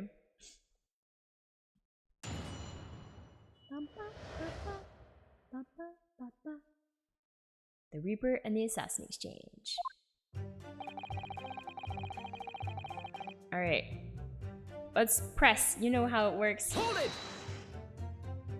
No intention to kill. Yeah, it's not cross-examining if only one side asks questions. Yeah. It always has been, right? Which is a little weird, but okay. It's just examining. It's not cross-examining. So you're not what the general public refer to as the infamous Reaper of the Bailey? Exactly. Don't imagine for a moment that the court will be satisfied with a one-word answer on this. I realize that. If you're intending to comment on every sentence, this could take a while, Kazuma. Didn't you find it disturbing, though? That one by one, defendants who'd been acquitted after your unsuccessful prosecution were killed? Three-word answer, yeah. Let me answer that question by posing another. If, one by one, defendants who'd been acquitted after your successful defense were killed, would you find that disturbing? Disturbing? I couldn't possibly say how that would make me feel with a one-word answer like that. Exactly. Well, that told me. But even though I'm not the Reaper, that doesn't mean I ignored all the hearsay. Okay. I've been investigating the truth behind the Reaper for years, and I was aware of Gregson's involvement. Okay, let's talk about it. You say for years. How long exactly? Since the very first time the Reaper's influence was felt in this courtroom. 10 years ago now. And your investigations led you somehow to Inspector Gregson, you're saying? I didn't want to believe it. He was a personal acquaintance. We'd worked on cases together in the past. A friend, even? It felt like a betrayal, but I demanded permission to search his office at the Yard without his knowledge. Which is when you found a secret notebook, is it? It's when I first learned the location he'd noted only as Grouse, and the appointment at 5 p.m. on the 31st. Though I didn't know the significance of those details at the time. So now we're at the nub of the matter. As it turns out, the significance for me personally was very unfortunate. Alright, okay. That's the reason I went to Fresno Street that day and how I came to discover the body. Hold it! Okay. But why did you go to that specific location? I thought that if it was the Reaper's headquarters, then by turning up there at 5 o'clock, I would catch whoever was involved red-handed. Or red-wigged, as it were. Sadly, all that was awaiting me was the inspector's corpse. Yes. Even though it wasn't designed for you, you walked straight into the trap set by Jigoku. Exactly. Jigoku had intended to implicate Hugh Boone, but unhappily for me, I arrived at the scene first. Huh. A ridiculously careless blunder. Moved on to just throwing insults around, I see then, Kazuma. Think what you will. It doesn't change the truth. Alright. The point is, no common thread exists between myself, Gregson, and Dr. Wilson. Hold it! Hold it! There is a link between you and Gregson, though. Of course, we were close acquaintances. We worked on numerous cases together. I considered the man to be a mentor of sorts. He taught me a number of important lessons. He did? Such as what? Good Question. Nothing. Dot. Where to buy good fish and chips and such like. Really? No way. Well, that was convincing. Dr. Wilson was a coroner, of course, but that was some time in the past. And in any case, I understand it was several years ago now that he was invited to work at a Japanese university. Okay, but Gregson and Dr. Wait. What do I think about it? I think there's some connection between them. This seems suspicious. That's right. He was a visiting professor at the Imperial Yume University in Tokyo. It should be unambiguously clear then that no link exists between myself and him. In other words, I had no motive for sending some assassin across the oceans to kill the man. It sounds plausible enough, and I want to believe it. But something about this just doesn't quite sit right with me. Yeah, I think this is the suspicious thing. We're gonna have to present some evidence after this. But I think hopefully we'll get another clue, or we can go back and look at the evidence as well. Alright, there's no reason to suspect me of being behind the assassin exchange. But is there? Certainly as it stands, there's no evidence to suggest that you concocted the scheme. Objection! Ooh, okay. But as it stands, we have only the accused's insistence of his innocence. Sorry? Perhaps there's some reason that would explain why he masterminded the assassin exchange. No, we still haven't found out if it's actually his daughter or not. It's I keep waiting. I keep waiting. Perhaps there's some reason that would explain why he masterminded the assassin exchange. And if a reason could be established later in these proceedings, then the accused's claim in this testimony that he wasn't involved would amount to perjury. Well, yes, that's true, but clearly Kazuma-sama intends to identify a reason and use it to make his case. So if we don't identify something first, He'll gain the advantage. this could be dangerous. Kazuma's unimpressed. Alright, a convincing testimony by Lord Van Zieks. Certainly, with no apparent connection between the three men, there's no way to establish a motive. The testimony seems unassailable as far as I can see. Yeah.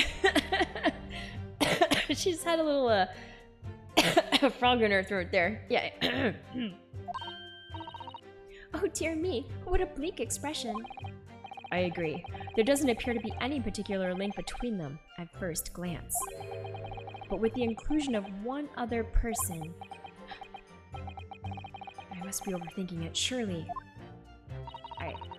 Another person, Mr. Naruhodo. I need to think back over all the information we've gleaned so far. Alright, and I'll review my notes about the case and all the evidence in the court record. Could it be that Lord Van Zieks has something to hide after all? Alright, let's look at the, it's gotta be the thing with the statement about how there's no connection between them. Let's see, not this one. Ah, okay, it's this one. There's no common thread, so we're gonna have to present something, but what is the question? Red-headed lead article, dismissal notice. We've got revolver, police figurine. This one.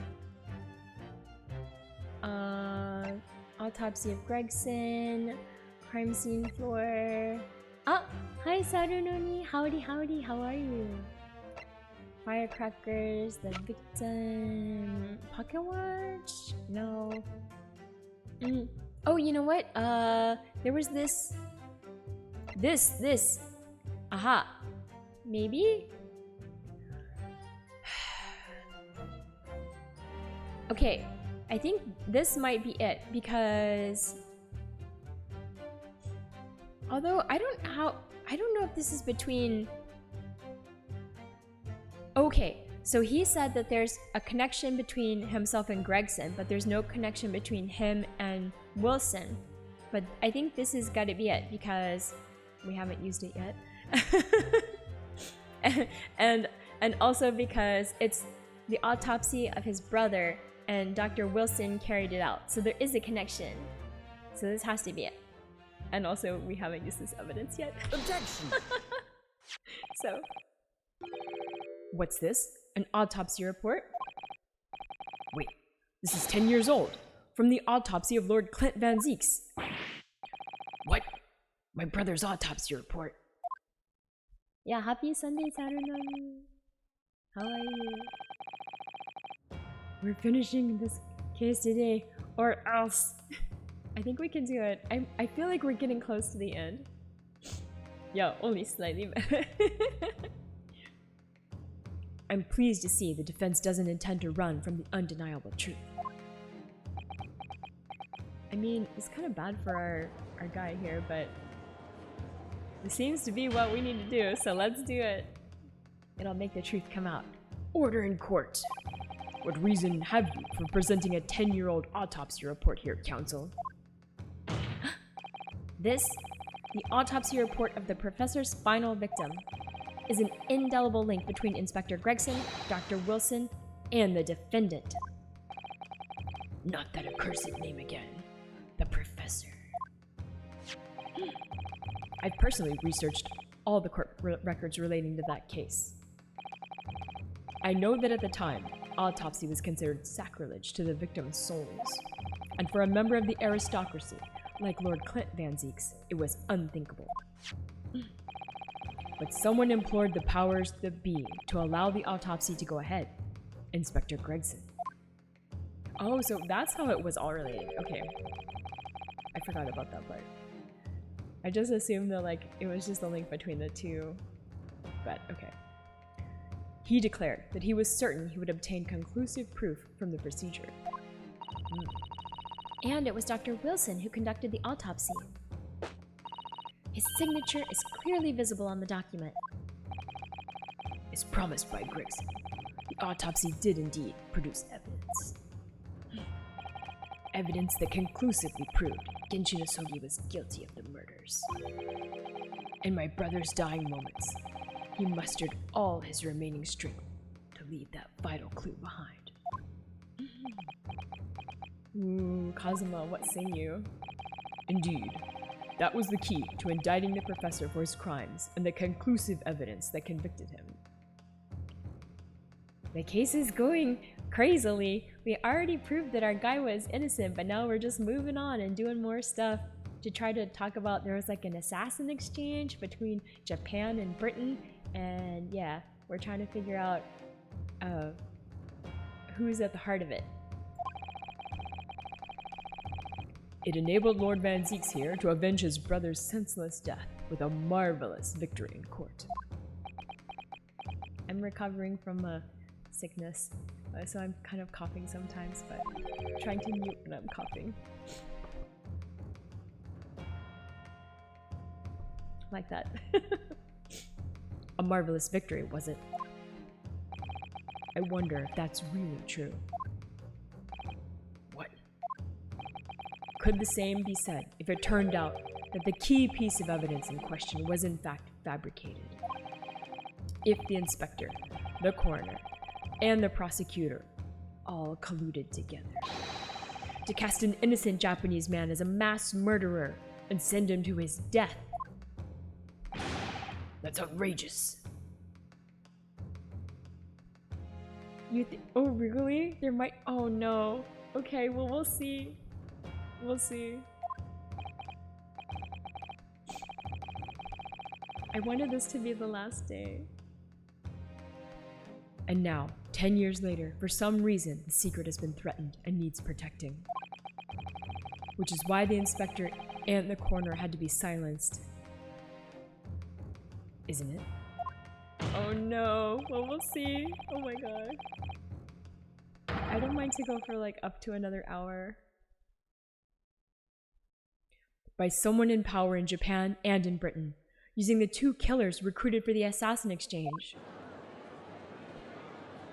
I feel like we must be getting really close though. Order! Order at once! 10 years ago, my father was convicted in this very courtroom as a mass murderer, to be sentenced to death. I know, but it was all a sham, and I swore to myself that I'd prove it. The drama. I know, my God. Maybe enough? Oh no. Okay, well, I'll find out, I guess. Which is why I had to come to Britain, whatever the cost. Oh, the wine glass is back. I did sleep really late today. I slept until like 2 p.m., so maybe I'm okay? You'll have to forgive me if I feel compelled to toast this vengeful Nipponese's tenacity of purpose here. However, he who fails to quash his emotions in the courtroom has failed as a lawyer. Oh my god. Come on, Kazuma. You know this won't wash. You're claiming your father was misrepresented in a trial that took place a whole decade ago. You must see that without evidence, that's nothing more than a wild accusation. As it happens, I have evidence. He does? What? Yeah. Exactly, that would stain the glove, right? But it is like... Man, I wish I was British and I could summon wine or fish and chips at will. That would be amazing. I would want to summon... I don't know what. Bowls of ramen, maybe? As the court is heard, I crossed the channel to France with Gregson on the 31st. I went with him on the pretext of being the assassin recruited to kill Seishiro Jigoku. But my true intentions were to make the inspector tell me the truth. What truth? The truth about the evidence, and he acknowledged what I'd already deduced.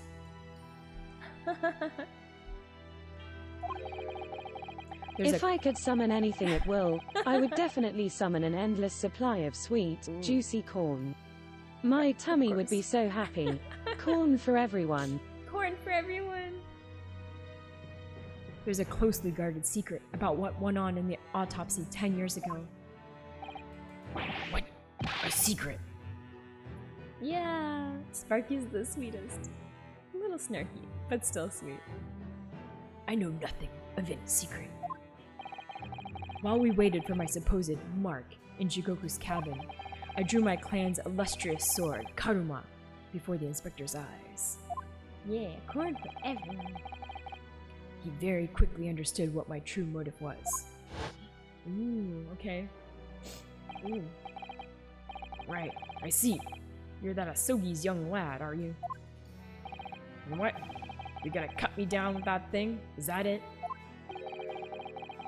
That will very much depend on the answers you give to my questions. I want to know what really happened 10 years ago. The truth, that's all. Alright.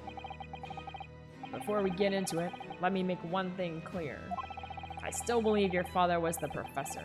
There's no doubt in my mind. But unfortunately, back then, we didn't have the evidence we needed to make the crime stick.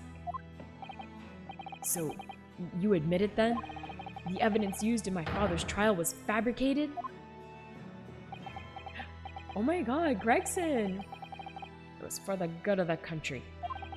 Anyway, I was just following orders.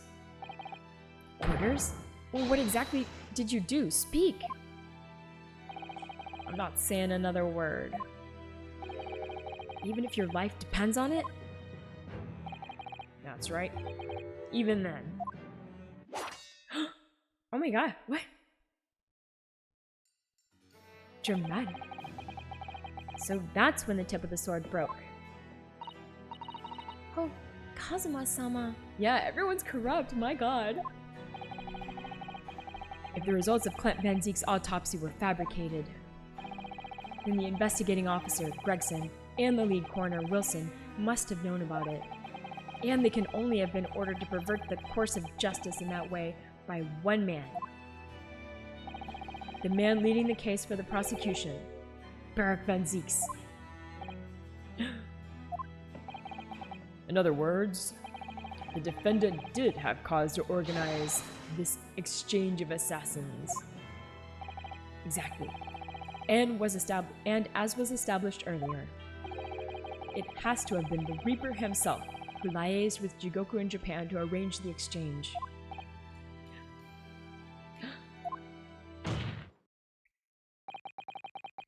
So it follows that the Reaper's true identity can only be that of the man who stands accused in this courtroom today, Barak Van Zieks. Drama, drama, drama. Oh my god.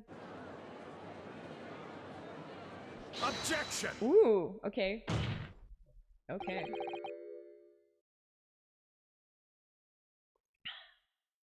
Kazuma Sogi.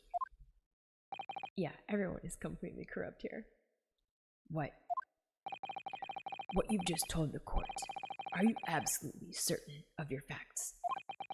Did Gregson really fabricate evidence for that trial 10 years ago? I heard it with my own ears. His shameful admission. Dramatic. Ooh, he's taking it all in now. In that case, I know. The name of the Reaper. Really? What? Lord Van Zieks. I gave no such orders. I know that for certain. I mean, you would say that. Which narrows down the remaining possibilities. Yeah, I am close to 500. That's my goal. After that, who knows? But yeah, I've been wanting to get to 500. It's been a really long time. But 12-hour Beat Saber stream. Oh my god. Where's dessert? Thank you. I hope so. No 12-hour. Well, we'll see. I gotta work on those noodle arms. After I get better. No more. No, I can't be like hacking like this and do Beat Saber. Yeah, then the world. Which narrows down the remaining possibilities to 1. Alright, we're gonna find out. Maybe. If Lord Van Zieks isn't the one behind all this, then yes, there is only one other person who could have done something like that. It's gotta be Strongheart. I believe I know who it is, too. You? I just had a feeling this name was going to come up. The true identity of the infamous Reaper of the Bailey is... It's gotta be you, buddy. You thoroughly intimidating man, you. Hold on.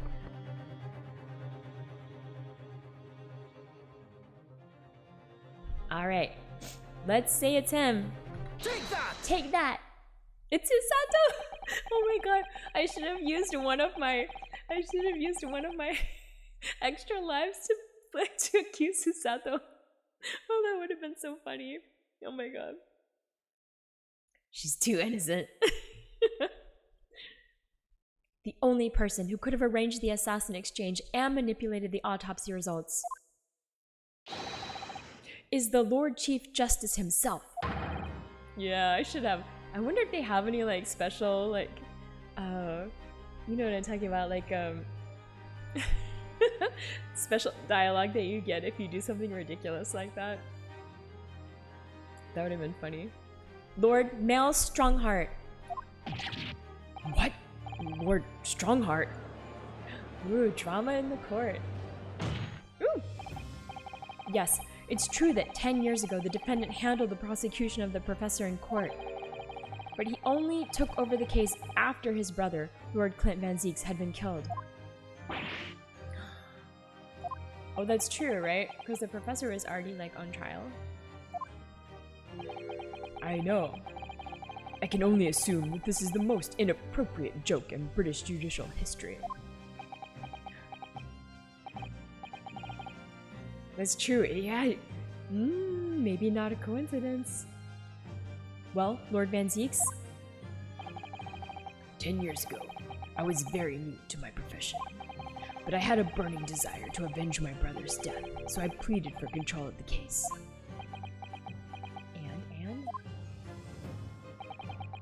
The investigation to that point, the supplication of the lords to allow my brother's corpse to be examined, all the evidence I was given, the autopsy reports, it all came from you.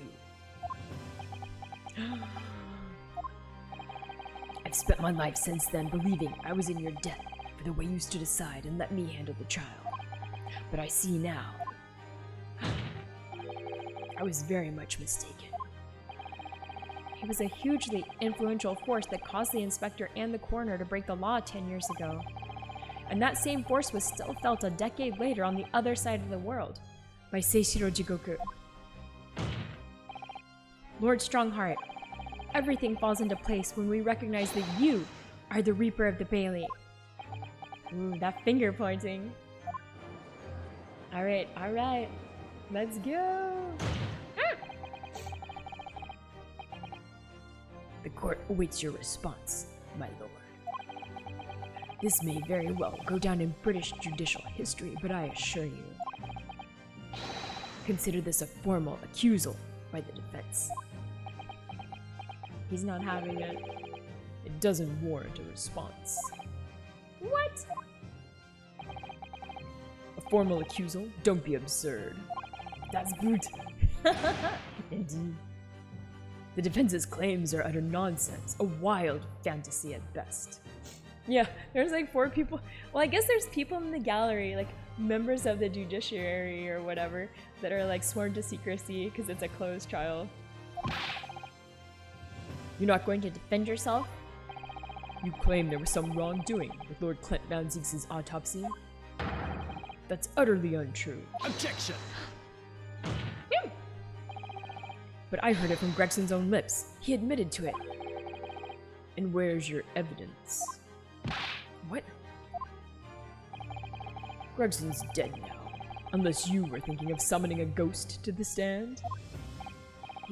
You mean to say... I forget how the system works in your little backwater country. But in the courts of the British Empire, without evidence, there is no case. I have no intention of entertaining some wild fantasy that can't possibly be substantiated by anyone or anything. Bruh. Backwater, I know, right? Oh my god. Order in the court! Following Inspector Gregson's murder and in the light of Dr. Wilson's death as well, there's really no one left who could testify about the events of 10 years ago, is there? So that was the real purpose of the assassin exchange. Ooh. So it was all to like clean up what happened 10 years ago? What? This court has no business raking over the coals of a case that was concluded a decade ago. Wait, what? I'm confused. The accusal brought by the prosecution and the defense is categorically denied. Yeah, tying up loose ends, right? I take it there are no objections?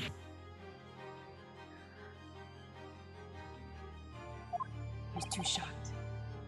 Kazuma. He's more or less waited his whole life for this moment. Is there really nothing else we can do now? Is there no other avenue we can go down in pursuit of the truth about what happened all those years ago? If only there was someone who could testify about Clint Van Zieks' autopsy. Wait, there is someone! Cause remember, we thought that Professor Mikotoba was Iris's dad because he actually wrote the autopsy report and then, what's his face only signed it, right? Wilson only signed it, but then Mikotoba actually like wrote the report. So that was why there was confusion about Iris's dad. So we know that Mikotoba was there and he should be here, or at least like around somewhere, right? It should be him. He's gone to extraordinary lengths to cover his tracks. Even so far as dispatching an assassin all the way to Japan to ensure Dr. Wilson's silence. Because Dr. Wilson was the one who signed the report. Oh, so if they knew, they would try to kill Mikotoba as well. And Dr. Side won't say anything against Strongheart. But there's still one ray of hope. Objection! Woo! Okay. Yes. Actually, there is one person. One person who could still testify about that autopsy. Don't be ridiculous. There's no one left. Who, Ryunosuke? Who? Tell me. Kazuma, Please, this trial can't end. Not yet.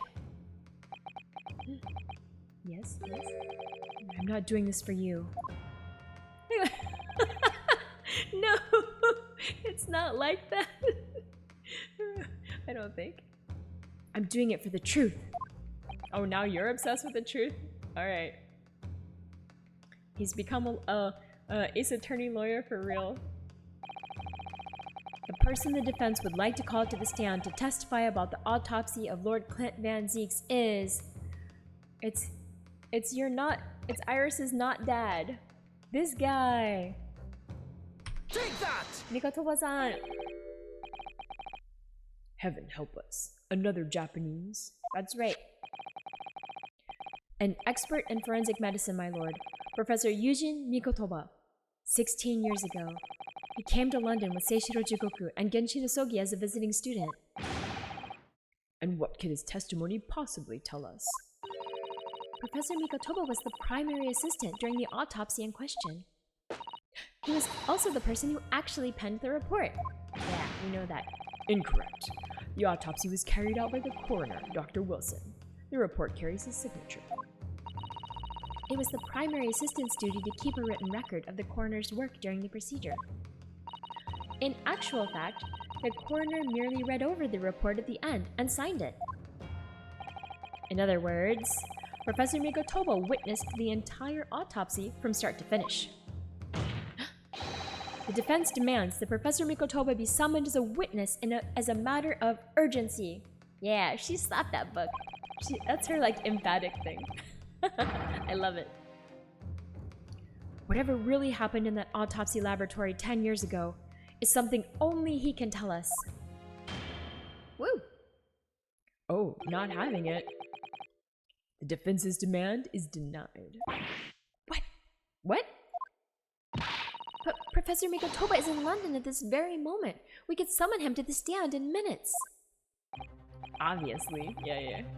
No, of course he's not going to agree to it. Strongheart has no intention of summoning anyone who knows. He's too concerned about protecting himself. Yeah, exactly.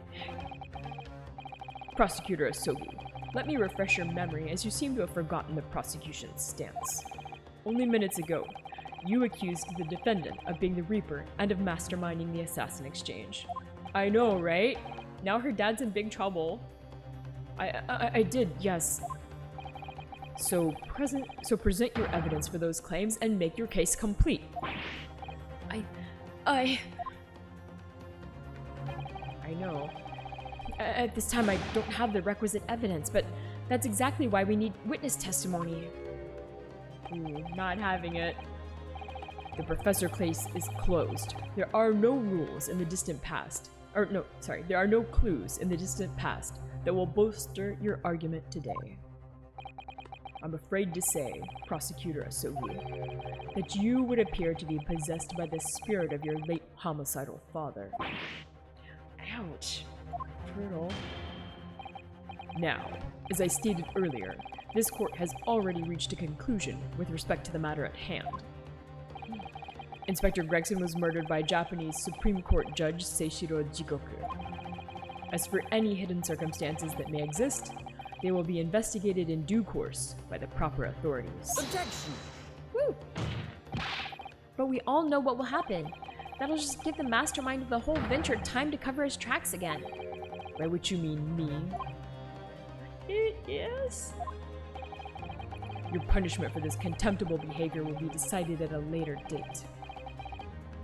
Murder Mikotoba, no! As for you, Prosecutor Asogi, you will be remanded following these proceedings, willingly I trust, since you gave your word. Oh man, this futile game of revenge is now over, young Master Asogi. Oh no, look, he's so defeated. Oh, he's angry though. Okay, he's not defeated yet. Yeah, it's definitely that emote. Definitely that emote. Oh no! Whoa. Does he break the disc too? Oh my god. Whoa! Hold it. What? What? More drama. What? Okay. Whoa, look who it is! It's our man! Mr. Sholmes! Is he gonna come save the day? This is no place for amateur detection, Mr. Sholmes. May I remind you that these proceedings are closed to the general public. You will leave the courtroom at once. Objection! Objection! Mr. Sholmes was instrumental in the apprehension of Seishiro Jigoku before he fled from Europe. The court should hear what he has to say. Oh, before he fled to Europe, whatever. Alright. Wait, is he gonna present? Lord Mayor Strongheart, it's imperative that you refrain from bringing this trial to an end at this stage. Is it really? And why would that be? You need only to recall your own words from the opening of the trial to answer that question, if I may. We will stop at nothing to uncover the whole truth behind these disturbing findings. Surely, it can't be that the shock of being accused of being the Reaper yourself has erased that from your memory? Can it? Ooh, he stood up. The whole truth, sir, has already been uncovered. Or has it? It would seem that we have a great many important memories of the judiciary present here today. I put it to you, my dear fellows. Should the trial end at this juncture? After all, why have you been invited to attend? To nod along to the prevarications of your superiors? My goodness, my goodness. Order, order, order in the court. It seems to me that we stand before a door that leads to a new era of legal practices. A door that is ajar. Yeah, right? He looks super, super tall. Or maybe the bench is just really low. I don't know, I can't tell. Let us emerge from the shadows of the Reaper's decade-long ascendancy. For you and you alone, my dear fellows, have the power to push this door open now. The door is actually ajar. The auditors in the gallery have no rights to express an opinion on court proceedings. Silence! The door is actually ajar. He's right. Lots of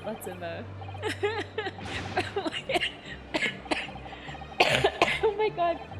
No, 411. That would be hilarious. He's actually tiny, it's just perspective. Now I'm dying there. What's going on? The trial should go on. Summon the witness. Alright. Alright.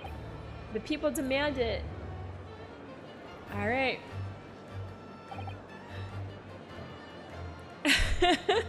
Yeah, exactly. Make the room rotate. Oh my god. Alright. Looks like those present are demanding. The mob's getting rowdy. The truth, the whole truth, nothing but the truth. Oh! Toast to my dependable colleagues in the gallery. Alright, Batman's. Woo! Oh, there's chanting. Wow. Well, my lord, you hear the voice of British justice, I take it? I think you'll find it will be rather awkward, the silence. He's like, uh-oh, I'm in trouble. The court will recess briefly. Oh my god, so much drama. I have no intention of shirking from these allegations. Let me go. Yeah, I know. I'm worried that he's gonna murder the witness. God, I wonder if I should stop after this. It is like getting pretty late. Bailiff, arrange for the subpoena of the witness at once. As soon as the gentleman arrives at the courthouse, we shall reconvene. Is the judge appointed or elect? That's a good question. Recess won't be necessary, my lord. Pardon? Mikotoba is a close friend of mine. He accompanied me today and is waiting in the antechamber as we speak. Yeah, maybe I can wrap it up tomorrow. That might be good actually. Yeah. I've been talking a lot. It's almost 4 hours. I feel like it's gonna be at least another, it might be more than another hour to finish it. Alright, so before this testimony starts, then we'll like wrap it up here and then we'll do the final part tomorrow. But let's wrap up this little bit here. I do believe he's been enjoying a little trip down memory lane, in fact. What? Professor Mikotoba is here in the courthouse? Mr. Aw, thank you so much, buddy. Thank you, buddy Warple. Mr. Sholmes, you didn't know this would happen, did you? My dear fellow, no one is in a better position to answer that question than you, surely. Yeah, thank you so much. I wasn't just asking for the fun of it, you know. Woo! Well, I must thank you for your assistance in this matter, Mr. Sholmes. However, you are of no further use here. Kindly leave the courtroom at once. But of course, in truth, I find myself rather busy now as a result of these developments. Mr. Naruhodo. Yes? I trust you have Iris's little lucky charm with you? Absolutely. It's still in my pocket. She sends her regards, and a reminder, if you find yourself at a dead end, the ears are at your disposal. Just one tug, if you please. Yeah, not like before he was really pulling on it. Oh, of course. In that case, the trial will continue without delay. Yeah, it's like, it was a lot longer than I expected. I thought we would be done by now, but we are not done. Bailiff, show the witness to the stand. Alright. Yeah, reaching the climax. We're so close now. So close. Yeah. As soon as they bring him up, then I think we'll wrap it up and save, so. So it's Lord Strongheart. He's the Reaper of the Bailey. Where exactly is this trial gonna take me, I wonder? Just how deep am I about to be plunged into the blackness of the abyss? Yeah, climax was censored. I had to allow it. But I allow it. It's fine. Well, I'm ready. I'm ready to head into the heart of this maelstrom. Male strong heart. Oh my god. And confront whatever horrors it tries to drown me under. Yes, yes. To be continued. Okay, this is where we're going to stop because it's been 4 hours. But I think this is a great stopping point, and I will finish this tomorrow. I don't think tomorrow should be as long, I hope. But yeah, so we'll do tomorrow. Trial part. Wow, this has 3 parts. Okay, jeez. Yeah, that's we'll see. Okay. It will be at 10. Sorry, hold on.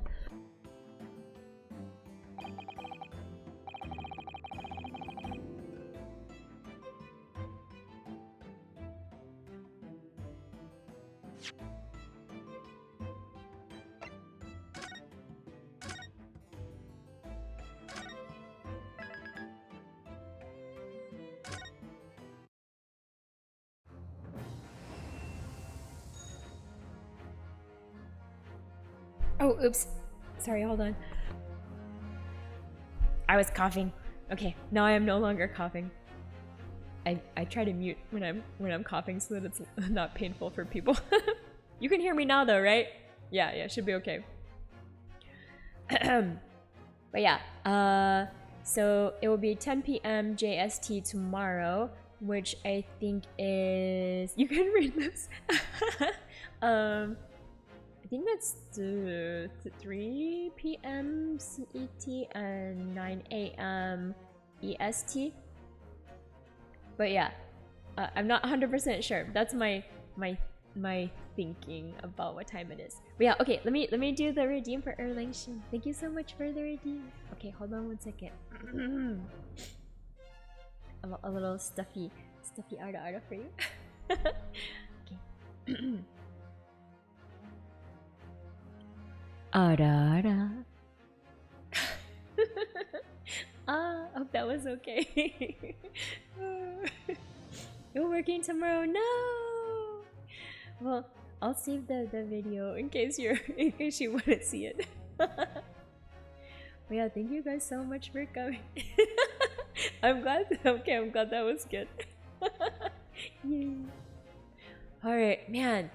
It's getting really dramatic though. I can't believe they just kept going after it was like, okay, you're not guilty, and the other guys like just randomly pronounced guilty in court that wasn't his own trial. But okay, sure, why not? Alright, let's see who's online. If there's someone we can raid. And yeah, Kazuma, I want to find out.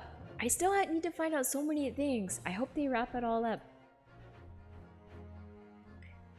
Alright.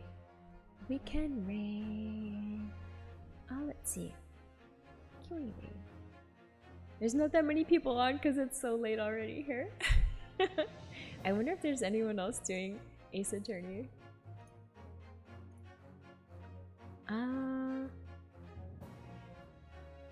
Not too many people. Alright. We can see. Maybe there's someone doing art.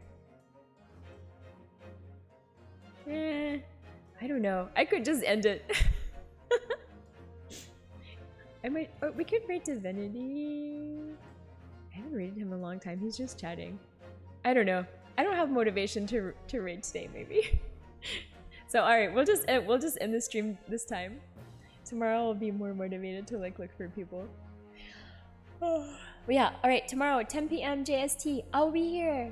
And thank you guys so much for hanging out with me. And I will see you tomorrow. Unexpected Monday stream. I really want to wrap this up. The title is gonna be like the end for real this time. But yeah, alright, thank you guys so much. And I hope to see you tomorrow. And if not, I'll put the video up. And then I'll see you otherwise on Thursday for regular Stardew Day. But yeah, thank you so much and see you later. Alright, bye!